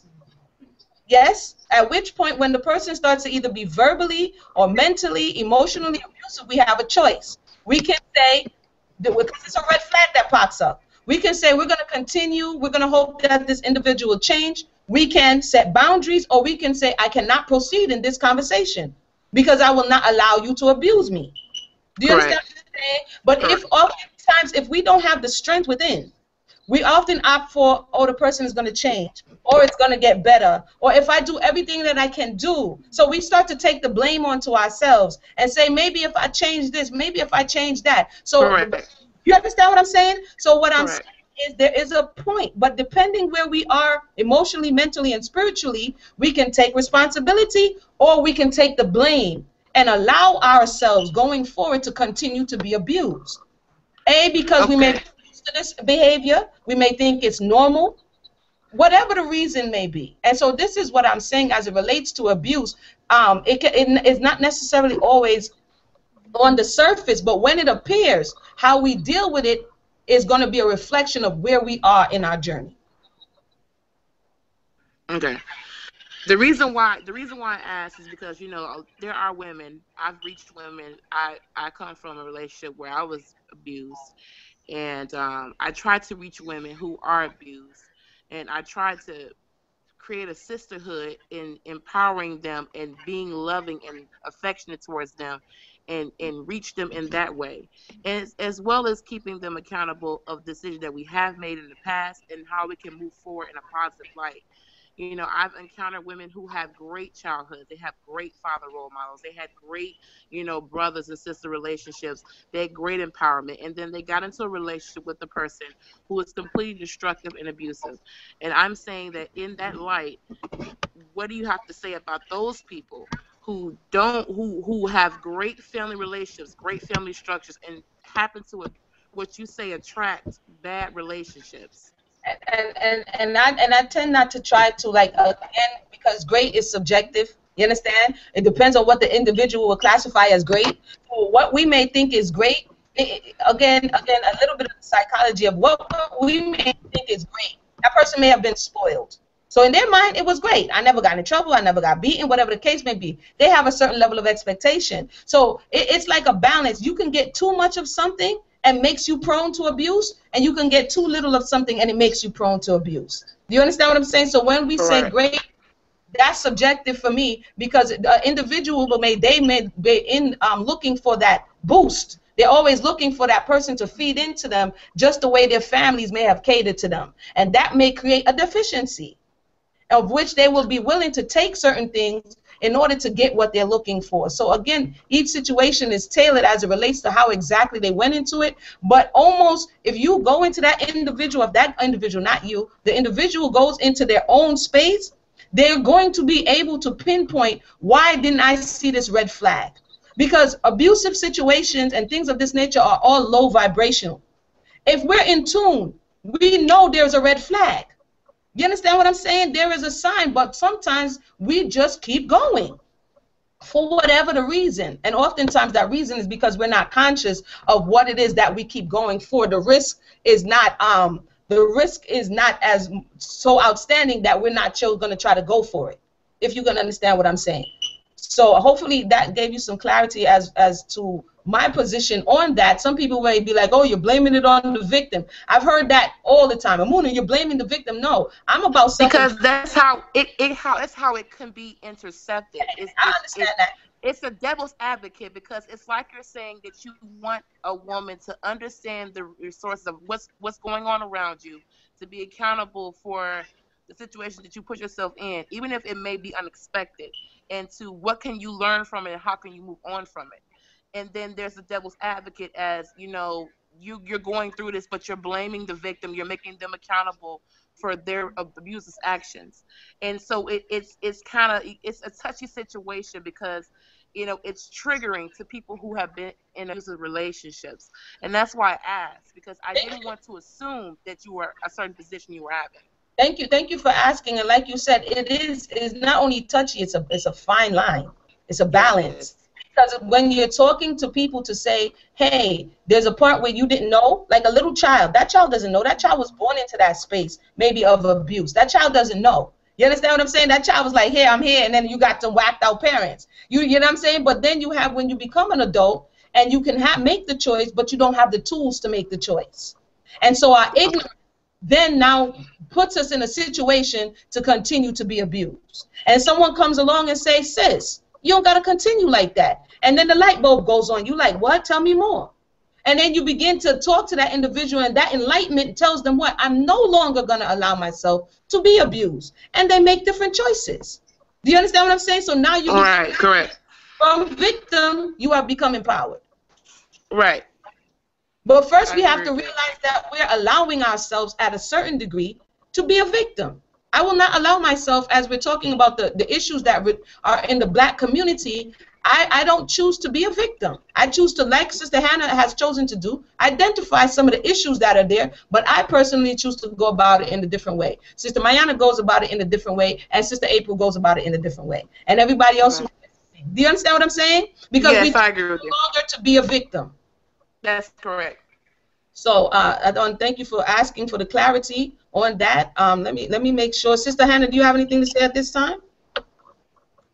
I mean, I'm glad that we are having this discussion. I mean, like you said, it's more of a panel discussion to kind of like clear up some things. And even if there are some things that are still unclear, I mean, I'm not. It's earlier when Mayana and I were having that discord, I personally didn't call her any names like that. Even if she may feel that way, but I didn't call her any names the whole time we were talking about that. It was more so me talking about the group of women out there who could be just as dangerous as the men within their community. So it's just me clearing up some things that may be misinterpreted. But again, I do appreciate that we have this forum so that we can kind of like, I guess, clear up some things. But of course, we're going to continue doing, what we do to reach out to, the demographic. So. Correct. It's everything. Rome, they say Rome wasn't built in a day, so therefore, expressing oneself, and this is part of the healing process. Not only do the men and women relationship have been injured, the sister relationship has been injured. Because instead of being able to come to one another and say, yo, sis, the minute I say something you don't like, I'm about to hit you up and just blast you. And then that creates a bigger hole and a bigger division. You understand what I'm saying? So as everybody's saying, us having this opportunity to not agree and be okay with not agreeing without calling each other out their name and all of this stuff is progress, and it's a step in the right direction. So Sister Mayana, at this point, go ahead.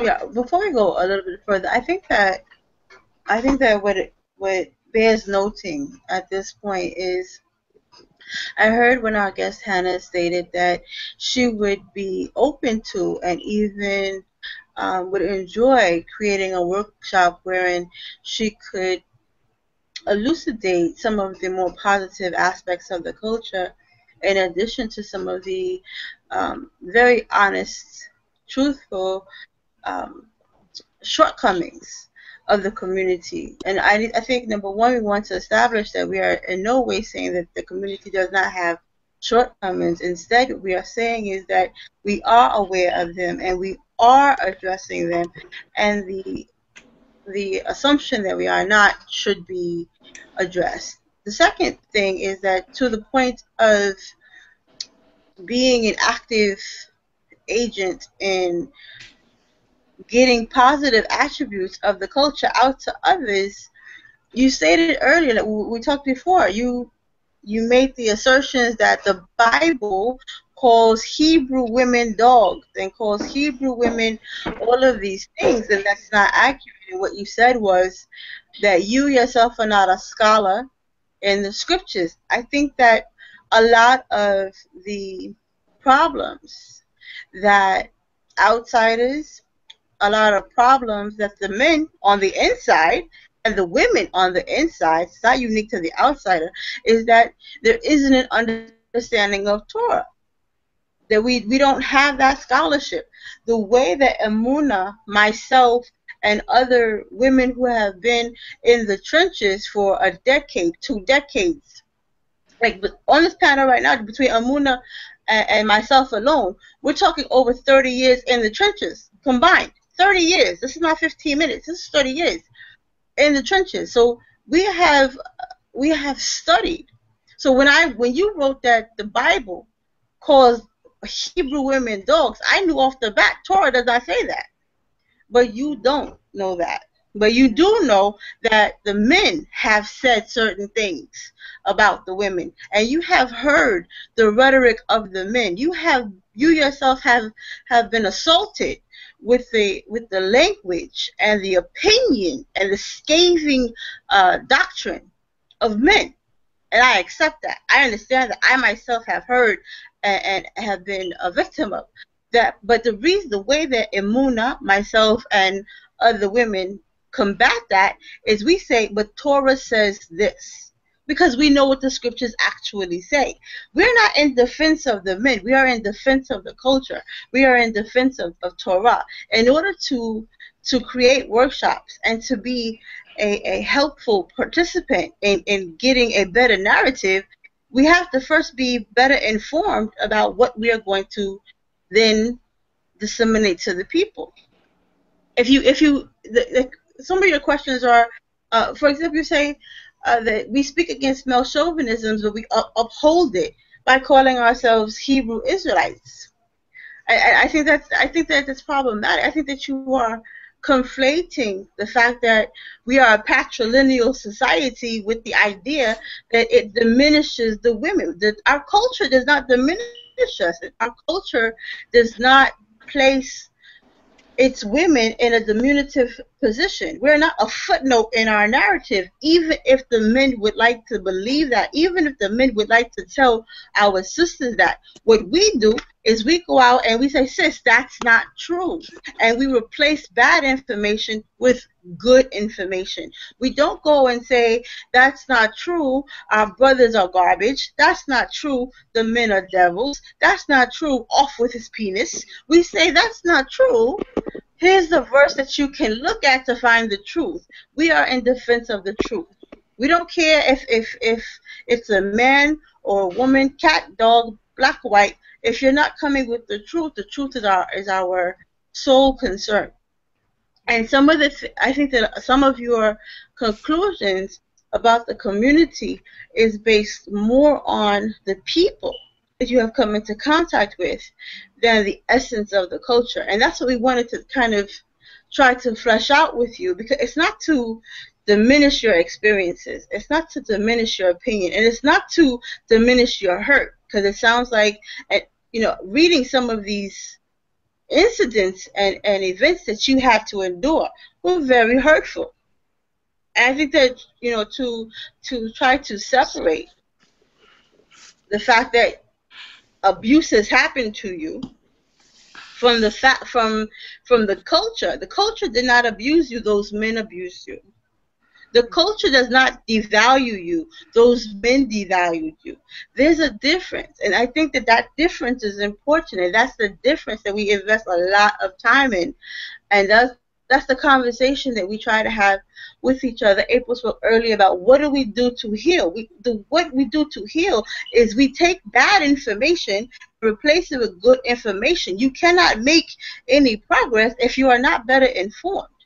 You have to know what to do. You have to, in order to, it's not enough to know that 1 + 3 is not 7. You need to know that 1 + 3 is 4. It's not doing any, if you don't know the answer, just not knowing what it's not is not helpful. You have to know what it is in order to have a good conversation, a helpful conversation, a healthy conversation. We have to have healthy information. And that is one of the things that we are trying to do.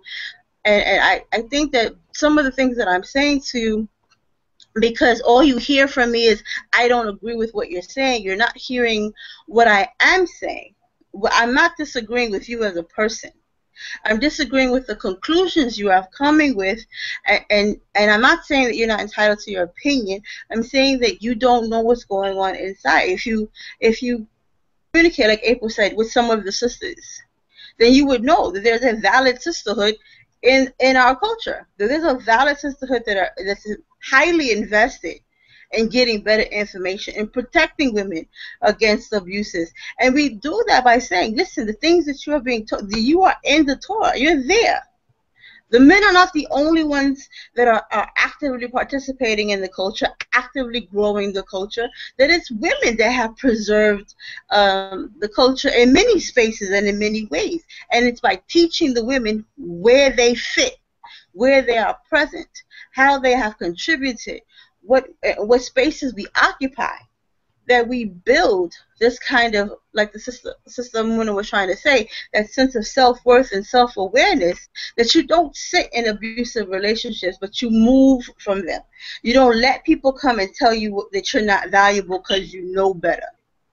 You know, but you're not sitting in these relationships feeling like you have nowhere to go because people are coming to you with bad information, but you don't know the answer. So you just sit there, stuck, being attacked with language that you don't have a recourse for.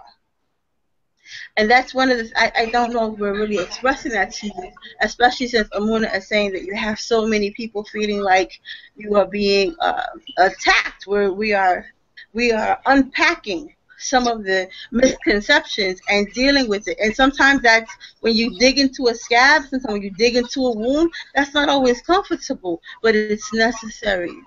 It's a necessary process. But so I'm going to read a couple of her questions, sis, and just to get through some of them, and you'll answer whichever ones are we have time for, whichever ones you feel are most pertinent. Hannah, if you're okay with that, I'm going to read some of your questions, and we'll try to address them and give some light to them. And if you want to, maybe you can share with us why these questions were important to you, or why you felt like these were the questions that you had for us. I also, we had some the topics that we posted on our promotional flyer. I think that a lot of those are very good subjects. I wanted us to spend a little time on those too, because we do have an issue of misogyny in our community that needs to be addressed and completely dismantled. But that, again, comes with better information and women understanding our worth and how we participate in our own narrative. To the question of multiple women, which is like question 2, and it's peppered in some of the subsequent questions. So I believe Sister Muna will address that. The idea that we have multiple doctrines, the idea that we have multiple camps, and what was the fifth one, sis? Did you remember? There was multiple women, multiple camps, multiple doctrine, misogyny, and poverty. And poverty. Right, and poverty. But poverty, as we've established, poverty is not something that's unique to the Hebrew community. It's something that extends to melanated populations in general. And again, that's not the fault of the Hebrew culture. That is the fault of historical oppression and disenfranchisement. That's not the fault of the Hebrew So here's some of the questions that our guest penned in her memoir. I told you the one where she says we speak against male chauvinism, but from her estimation, by calling ourselves Hebrew Israelites, we uphold that male chauvinism. She also asks, I think that this has to do with the Edenic description of creation. Her question is, if you really come from a man, so how do you give birth to males? That's her question. And then she goes on to assert that it sounds like we're saying we are beneath the man, and that that would also mean you are beneath your own son. And then she speaks to it being her assumption is that it's a scientific, cannot be beneath anything that comes from you. I think that's an interesting assertion. But Sister to read on, Hannah, she says, would you like? I'm sorry, Sister Mariana. I wanted to check and see if Sister Hannah. I know she has the baby there, so we're not gonna hold her all the way into the night. But did you want right. to clarify that question and let us know where it was coming from? Did you want us to answer that, or do you want us to move on? I do. There's some things I would like to expound on because, as Yana was saying, that and I did address in the book, you know, calling yourself a Hebrew Israelite, okay, fine and dandy, but I mean, the Hebrew community, from what I understand, and even the Bible itself, is very patrilineal. And I mean, a lot of Hebrew Israelites, and I'm sure you might agree, but I mean, it's agreed that the book has a lot of errors. A lot of things have been taken out. A lot of things have been moved around within the scriptures, even within the Torah. Now, as far as about the Bible calling women a B word, I may have mentioned the book of Sirach. Again, I'm not calling myself a Bible scholar. And however, I'm also saying there are Hebrew people who do take the scriptures and they twist it, and they're not Bible scholars either. That's So true. it's like Correct. we do it, and we do address.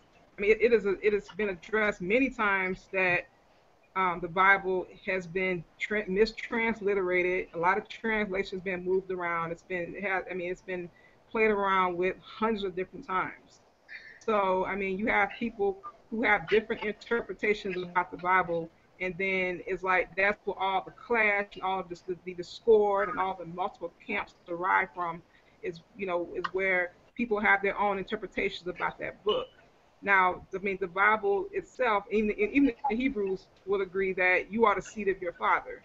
I mean, they're not looking at both of your parents because I mean, this may be for a different discussion, but I mean, you come from both of your parents, and that's where I ran into that problem at because I come from my mother and my father.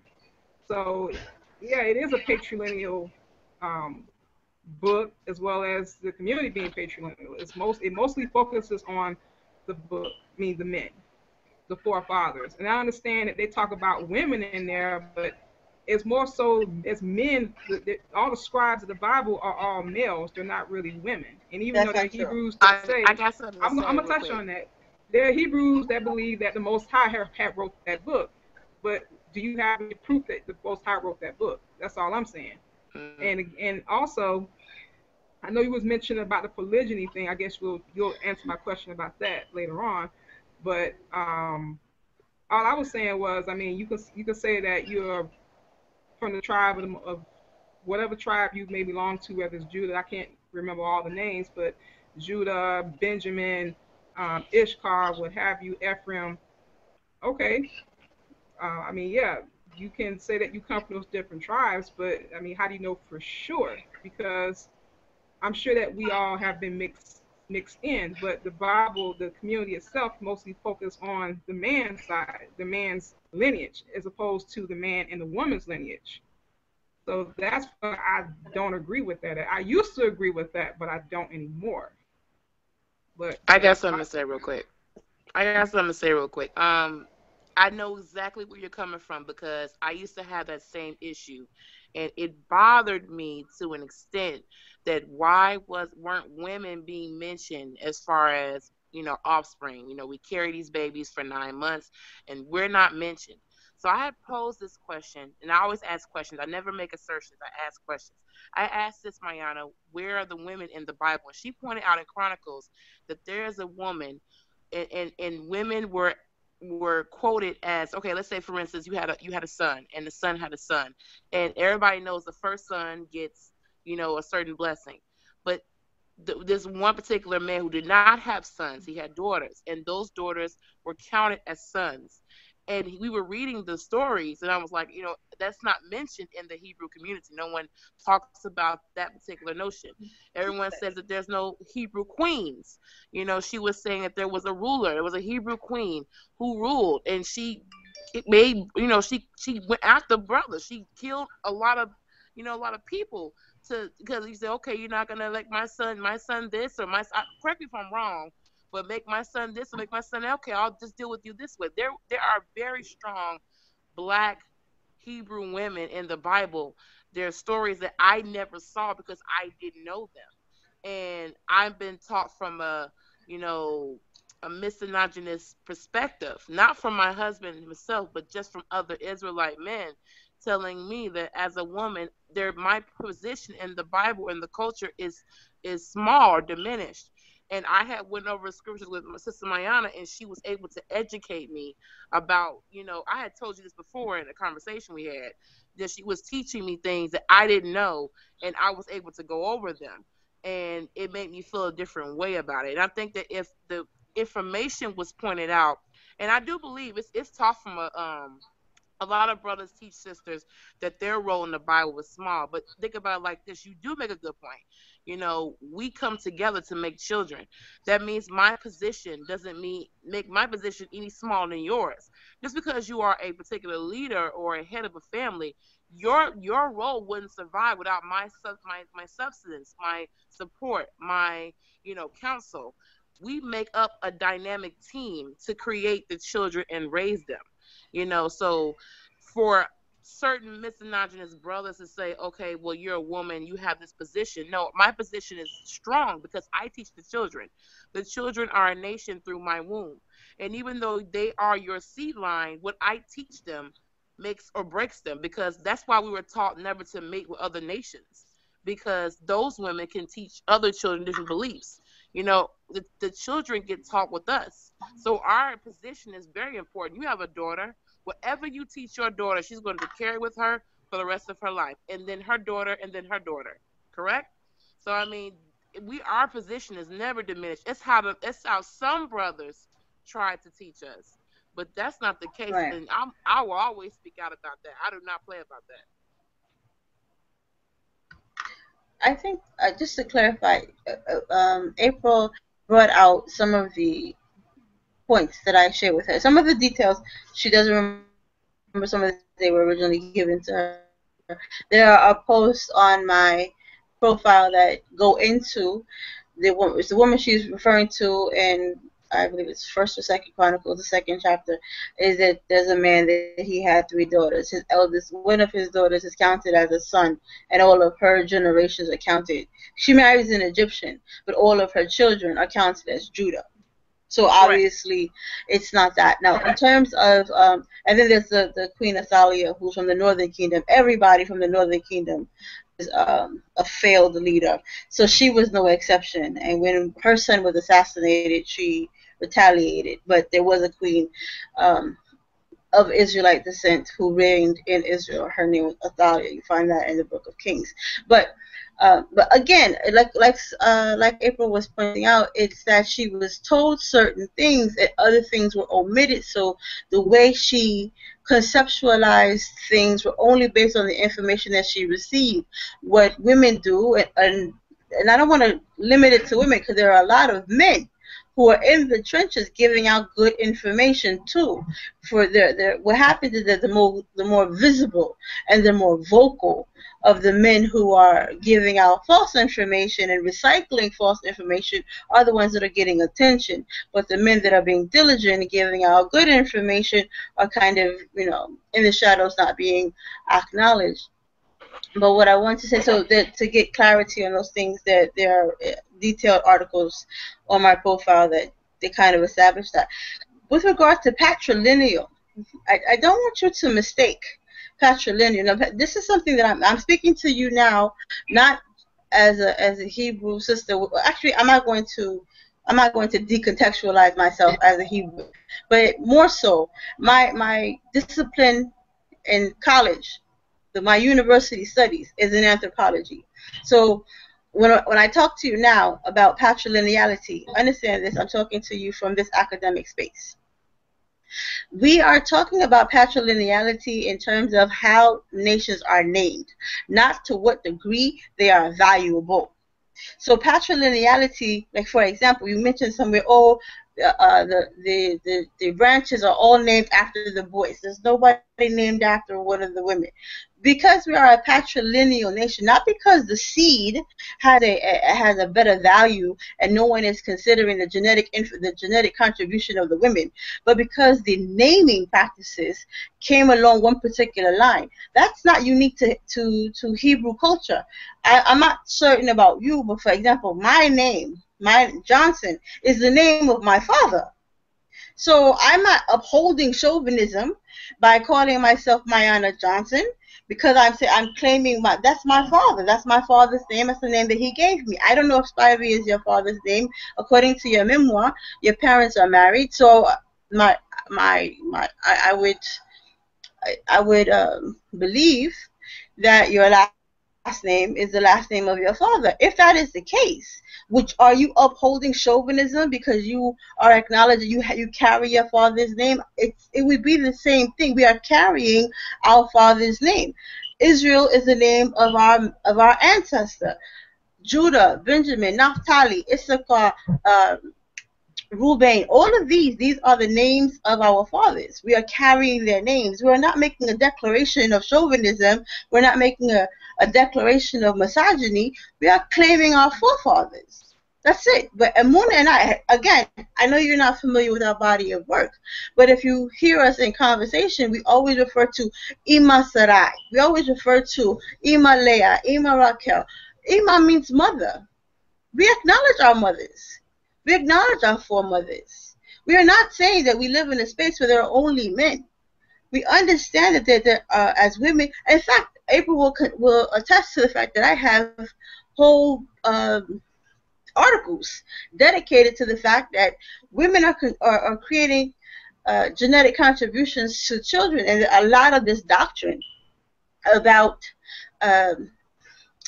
the supremacy of the seed is foolishness. A lot of, because we are talking about a social construction, and it is for order's sake that we we are a patriarchal, patrilineal, and patrilocal culture. But that has nothing to do with the value of the women inside of it, and it's because we don't understand these anthropological terms that we are attaching or disconnecting ourselves from them. Oh, because we're patrilineal, there's no room for the women. That's insanity. That's absolute insanity. The fact is, and Amun and I brought it out in a conversation during one of our relationship challenges when we were discussing interracial dating. What we find the Bible saying, when there's a prohibition, the Most High says, do not give your daughters and don't take their daughters. The only commodity moving between nations is the daughters. What the Most High wants to keep separate, sacred, and set apart are the women. Do not take their women and don't give them your women. Keep the women. It's the women. The Most High is not concerned with where the men are moving around. It's the women. Keep our women here. Because if a woman, and it's just discussed somewhere else. So don't misunderstand based on the conversations of men what the scriptures are trying to say. We are a patrilineal culture and society. We are a patrilocal culture and society, and we are patriarchal. But you cannot decontextualize. You have to go back into the scripture and see, well, how does that play out? What does that mean according to scripture? Not what does it mean in the secular world, not how do feminists redefine these terms, but how does it play out in a Hebrew context? And that's what's important if you're going to talk about the Hebrew community. If you're going to talk about the secular community or the community at large, then yes, you can apply these rhetorics any way you choose. But if you're going to make a statement against the culture, there's value in knowing what the culture itself believes or practices, and what the Torah tells us to do. That's important, not just what the men are saying. That's what you do when you do that is just saying, well, what the men say carries so much weight, and the men are so important, and the men are so dominating. I value the men over the text. I value the men over the culture. I value the men over common sense and intellectual rationality. If the men said it, it must be so. That's the opposite of what you want. That's the opposite of what's going on. All right, Can I expound that for a moment, please? Kane, go ahead. Okay, because like you said, okay, you admitted that you stated that your culture and the whole world is patrilineal. But don't you agree that No.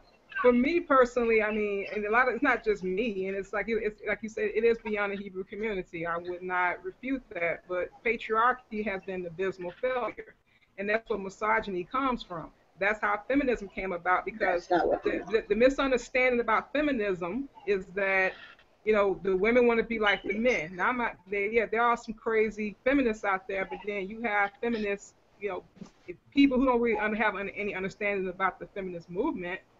I mean, it's not about women wanting to be like men, but they want to have the same opportunities as men.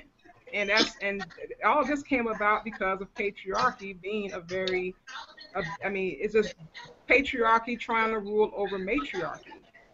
And that's where the problem lies. That's where the whole misogyny and the whole rape and all of these atrocious things come from, patriarchy. All right, we going into definitely, we looking like we going deep into the night, like y'all. Y'all taking us all the way over here. I'm over here like, for real. But no, we actually had a conversation about that. It's actually on this channel. It's called Feminism versus Femininity. And so we definitely touch on that as well, because again, you are not wrong in your assertions of some of the things that have happened because of a mentality that societies have bought into. This is correct. We see it. It's undeniable. However, how do we separate what people have done from what people were supposed to do? You understand what I'm saying? Oftentimes, because what people have done is not what they were supposed to do, we automatically say what they were supposed to do is wrong. No, their actions is what is wrong, because again, we're dealing with humanity trying to rule over others when they can't rule over themselves. And that probably would be like a whole nother different conversation, because there's so much to talk about, but I'm enjoying it, and I kind of want to wind down a little, I guess, on this edition. Like we in an edition right now. Maybe we might have to come back. I don't know. But because this is like deep. But we might have to. I want to input something. Okay. About this is how it was told to me when I first came in truth. I asked questions. I never assumed a position. I asked. And this is how I met Sis Mayana. I ask questions and I try to get where someone is at before I make an assumption on where they stand. So this is how it was explained to me as far as, the patrilineal lines. A man, essentially we're all grown. A man's seed is put into a ground, but that seed cannot grow unless the ground is fertile. That seed is grown. It will always be a seed, no matter who you are. If you plant a seed, an apple seed, in a dirt, it's going to still be an apple seed. You're going to still grow apples, no matter how no matter how fertile or not fertile the ground is. It's still going to be a seed. The seed essentially grows an apple tree, but that ground makes that seed fertile to grow, and then it makes other seeds to grow. So like it was taught to me that as a man, as he has relationships with a woman, he's married, he has a relationship with his wife.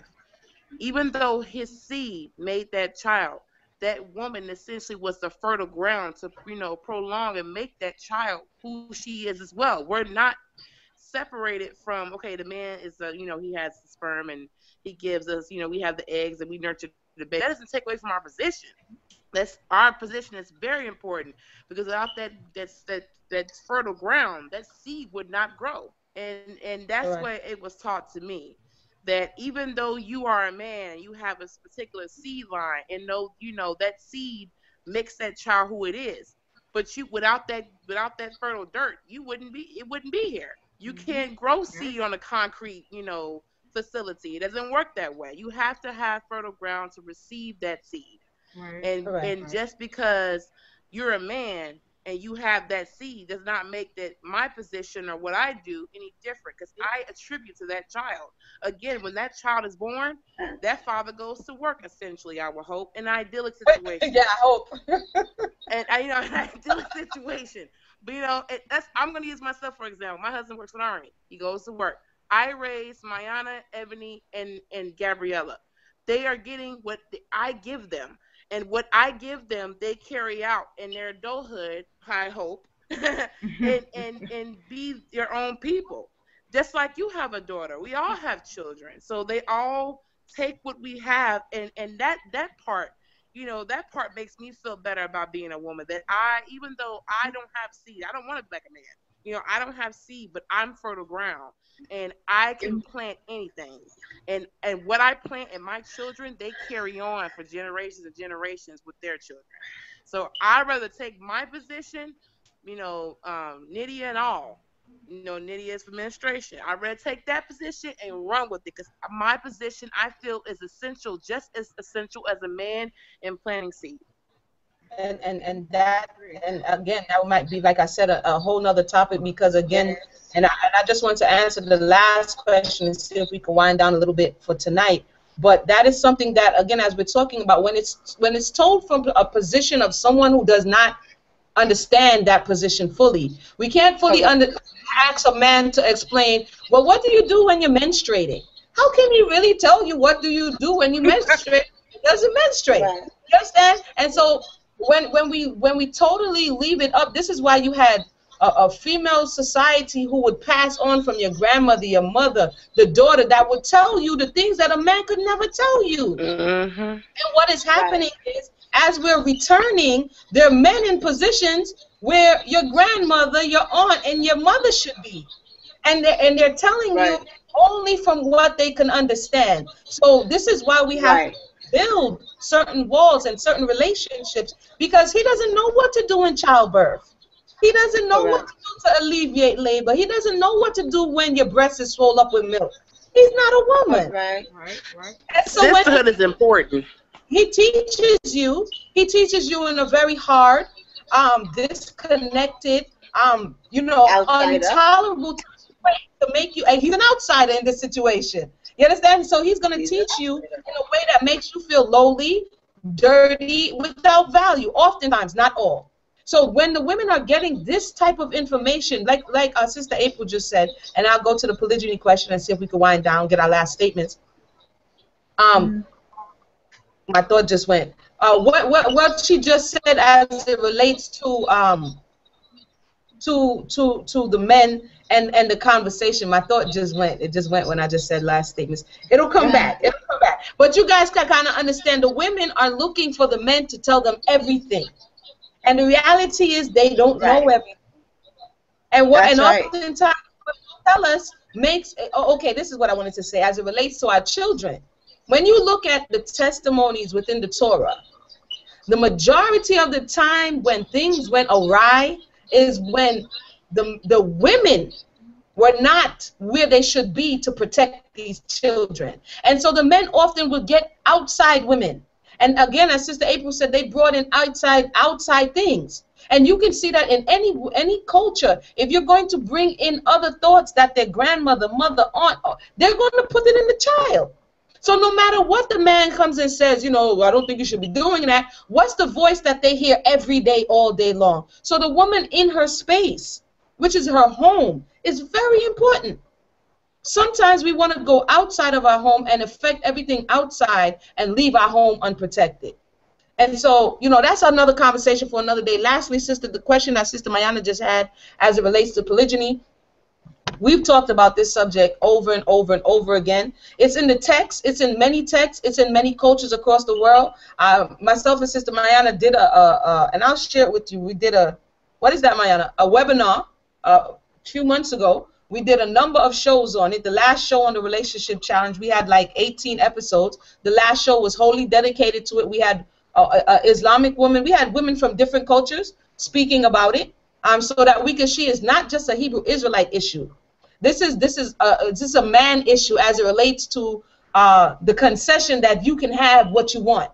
And so all of these levels of corruption and all of these levels of abuse we're going to see because it's the nature unless it's checked. And so again, we have some work, and we continue to do some work. And also I just finished a course, Introduction to Polygyny, at the Soul Center, that speaks on education. This is what we're doing now. We have to educate ourselves so that we can compare what someone is telling us to what it is that we know. But oftentimes, if we don't get that information, we can be abused, we can be misused, we can be misled because we don't have anything to match it up against. So things like, oh, you know, you're Western because you don't want to do polygyny. You understand what I'm saying? Things like, oh, you're lowly, or you're wicked Babylonian Jezebel type. These are the control mechanisms that one uses to push you into certain corners. We have to be able to see them. We have to be able to identify them. We have to be able to know how to navigate around them. So definitely I want to thank everybody for joining us. It's been a beautiful conversation. I'm going to give Sister Hannah her last thoughts on this conversation. Honestly, sis, what do you think about this interaction that we had tonight? You know, just let us know your thoughts as we wind down.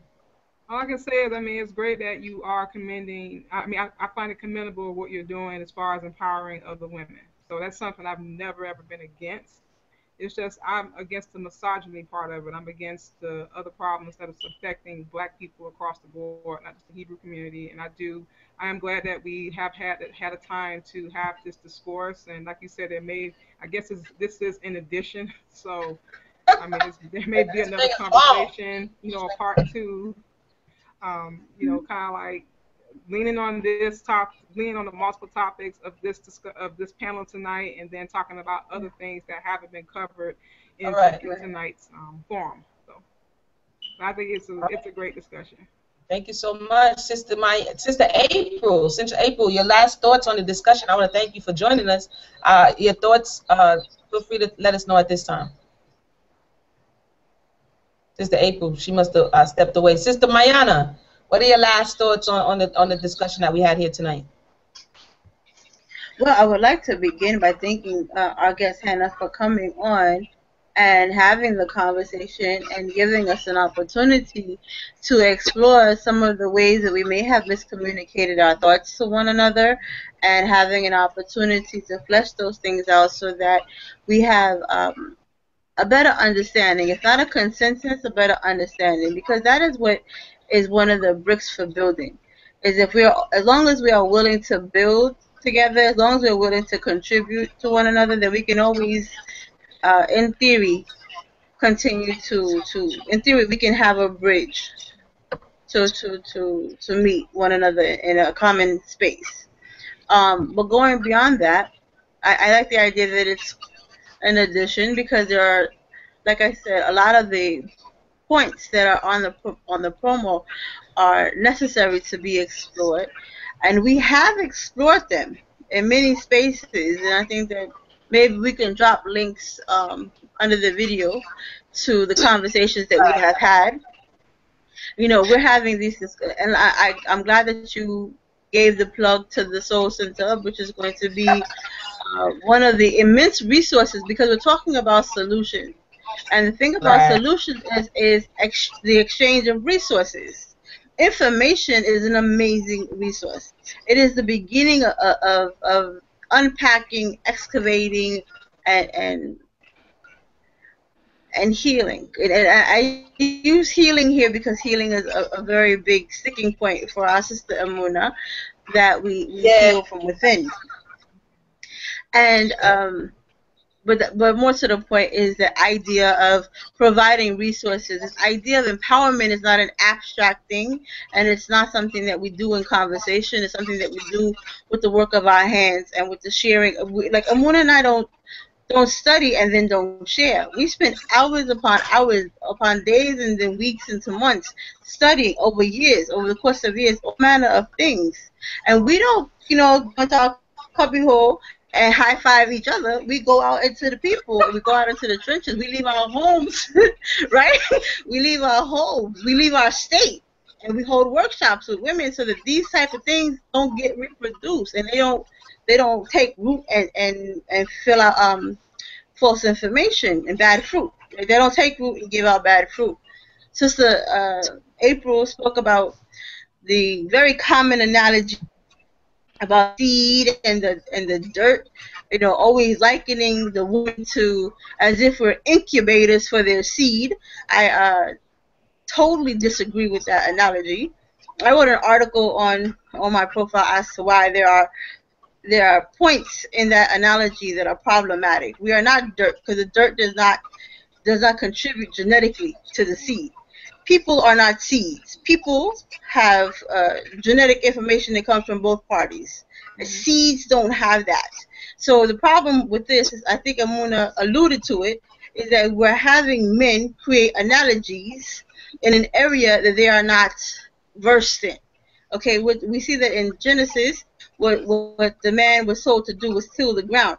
We have lost and become disconnected with the idea of what planting and yielding, and planting, sowing, and yielding. We've become disconnected from that. So because we don't understand how planting works, we're coming up with fractured kind of analogies. Because the man's first office was husbandry, unfortunately he is disconnected from the way that the mechanics of husbandry. So we have weird science going on when it comes to the seed notion.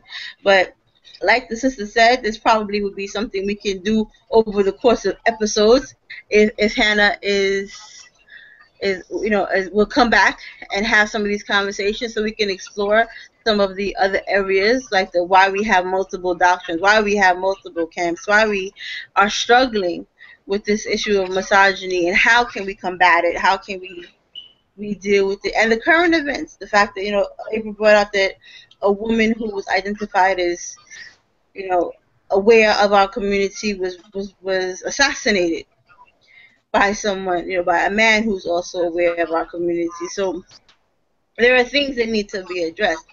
And I think that, as is our custom, we will continue to discuss them and continue to address them. And with that, I yield the floor. Thank you so much. And Sister Maya, we're going to have to come back with that seed ground issue, because I don't got a problem with it. We're going to have to come back and talk about that one. I got a problem with it. I don't like it. Ground. I don't like it. Sister April, I can't be dirt. I'm still learning and unlearning. Like I've only been aware of the truth for about maybe 4 years. See, I came into truth wanting to know myself, wanting to get to know who I was and compare, and how I fit in the scriptures. And that's where I come from. So, this is, I'm still learning. I can't say I know everything. When I came into truth, I asked questions. I tried to gain knowledge through that. I don't associate points that I don't know, because I can't say things I don't know anything about. I can't speak upon them.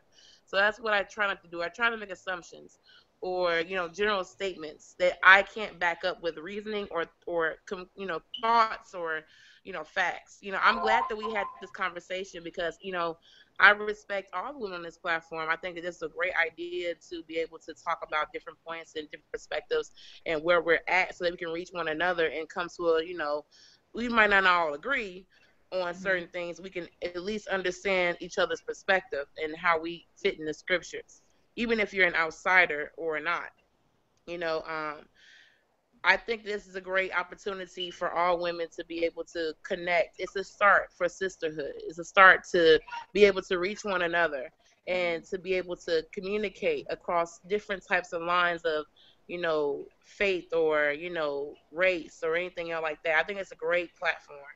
I'm actually very privileged to be a part of, the sisterhood that we already have and that we're still implementing in the community. That's very important to me. I'm not going to touch the polygyny subject because I have my own thoughts about polygyny. I don't get into that because I had a thread that went left 2 years ago. I don't debate. I do not debate about polygyny. It's a high topic, sis. It always is. It always is. Right. I cannot get into that because I've been combated by brothers in truth. From my position about polygyny, I will never change my position about polygyny. I will never engage in it. It's not something for me, but I embrace it for other women who can have the strength and love and compassion for it. I just can't do it. I can't do it. I'm not there yet, and I probably it's not for me. I'm just gonna say that, not for me. But you know, I'm glad that we could talk about it. I have not read your book. I will definitely try to buy your book so I can support you, as well as read, you know, where you were coming from. And I'm sure there are parts in my life where I can relate to it because, like I said, I haven't done the work that Amuna and Mayana have done. I haven't been Right. in truth for decades. I haven't been in truth to know the things that they have come across and been able to encounter. I don't know those struggles. You know, I call Sis Mayana, probably she could tell you on a daily basis, you know, just to communicate with her and get clarity about things. You know, so, you know, this is great. I love this situation, how we can come together, you know, and really tackle issues and really, you know, be respectful of one another. So I really appreciate it. All right. Yeah. Well, I thank everybody for coming on and for going with us way into the night. 12 almost 30 where we at. The Yeah. baby's but yeah, like everybody is saying, it's been a good conversation, one that has to continue on in a respectful manner, really setting the tone. Really, what we're doing is kind of setting the tone for how it is that we can converse even when we don't agree. And for the men who are listening, we don't hate our brothers, but That's we right. have to acknowledge that there are some issues that plague the men as well as the women.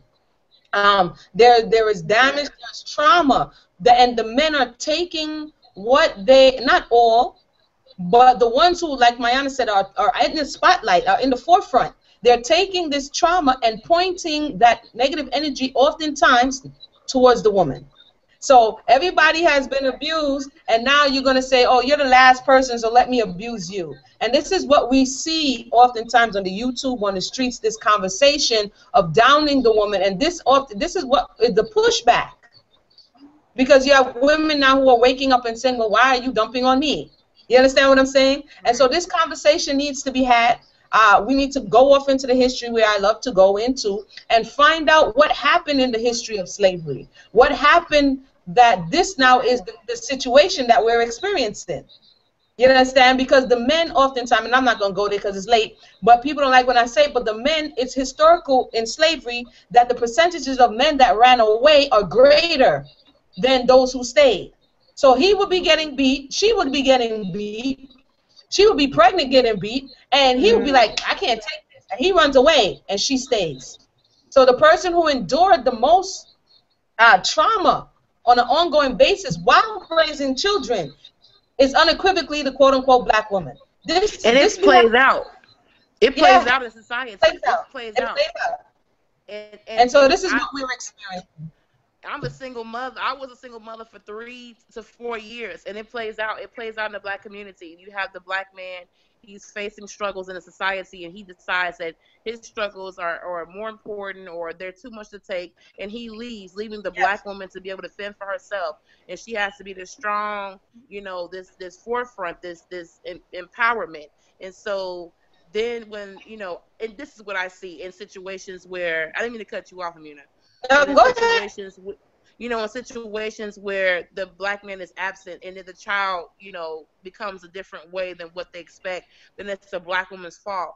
Right. And then when black women get blamed for how children are raised or how their offspring, and then we get so much negative, vile comments. But we didn't abandon our children. We didn't abandon the circumstance we went through. We took lemons and made lemonade out of them. And a lot of people might not agree with me, but you know, this is it plays out in slavery. The black man goes through a lot of stuff. He leaves, abandons his woman, and now the woman is faced to be this protector and provider, and it's made her harsh and critical. It made her, you know, it made her have a harder shell, and and you might not be able to handle that. But this is the cards we've dealt. We've made our cards, and we've played them out and tried to make our situation better for our offspring, so they wouldn't have to deal with this. This is just my perspective. So we might have to come back and have a conversation on that, among other things. So once again, I want to thank everybody for tuning in. You guys stay with me while I hang up on, not hang up, I go off of air.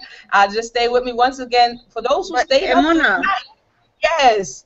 Emuna, I think that before you sign up, that you should plug your book, Angry Black Women, because April brought out some very important things. So yeah, you try to sign off without getting it in. Go ahead, go get it in. Okay, I wrote a book, Angry Black Woman Syndrome Revisited. You can go and check it out on Amazon or just look at on my website, emunayisrael.net or emunayisrael.com. Angry Black Woman is basically it's a nonfiction book. It's historical in nature. It goes into the history of this narrative, the very same thing that Sister April was bringing out and I was bringing out about how the woman came to this quote angry state. And so I go through history. I go through popular media. And show how this narrative is perpetuated, and it's done so not by accident. It's a control mechanism. It's something that when the racism, white supremacy wants to paint the woman who has been left alone to raise and have the responsibilities, he wants to paint her in a certain light. He calls her an angry black woman. He calls her a bee. He calls her obstinate. And what has happened is our men mocking and mimicking. Like Mayana likes to say, not Father Abraham, but Abraham Lincoln, you know, or he likes to mimic the slave master. He takes the verbiage onto himself and he calls you this. Oh, you being angry. Oh, you a bee. You such and such. This is all coming from the oppression. And this is one of the symptoms of the oppression. So check out Angry Black Woman Syndrome Revisited. Good looking out, Sister Mayana. It's a book that people have given me feedback on, and you're going to see it. You see it in your media. You're going to see this stereotype. It's the mammy, it's the Jezebel, and it's the angry black woman.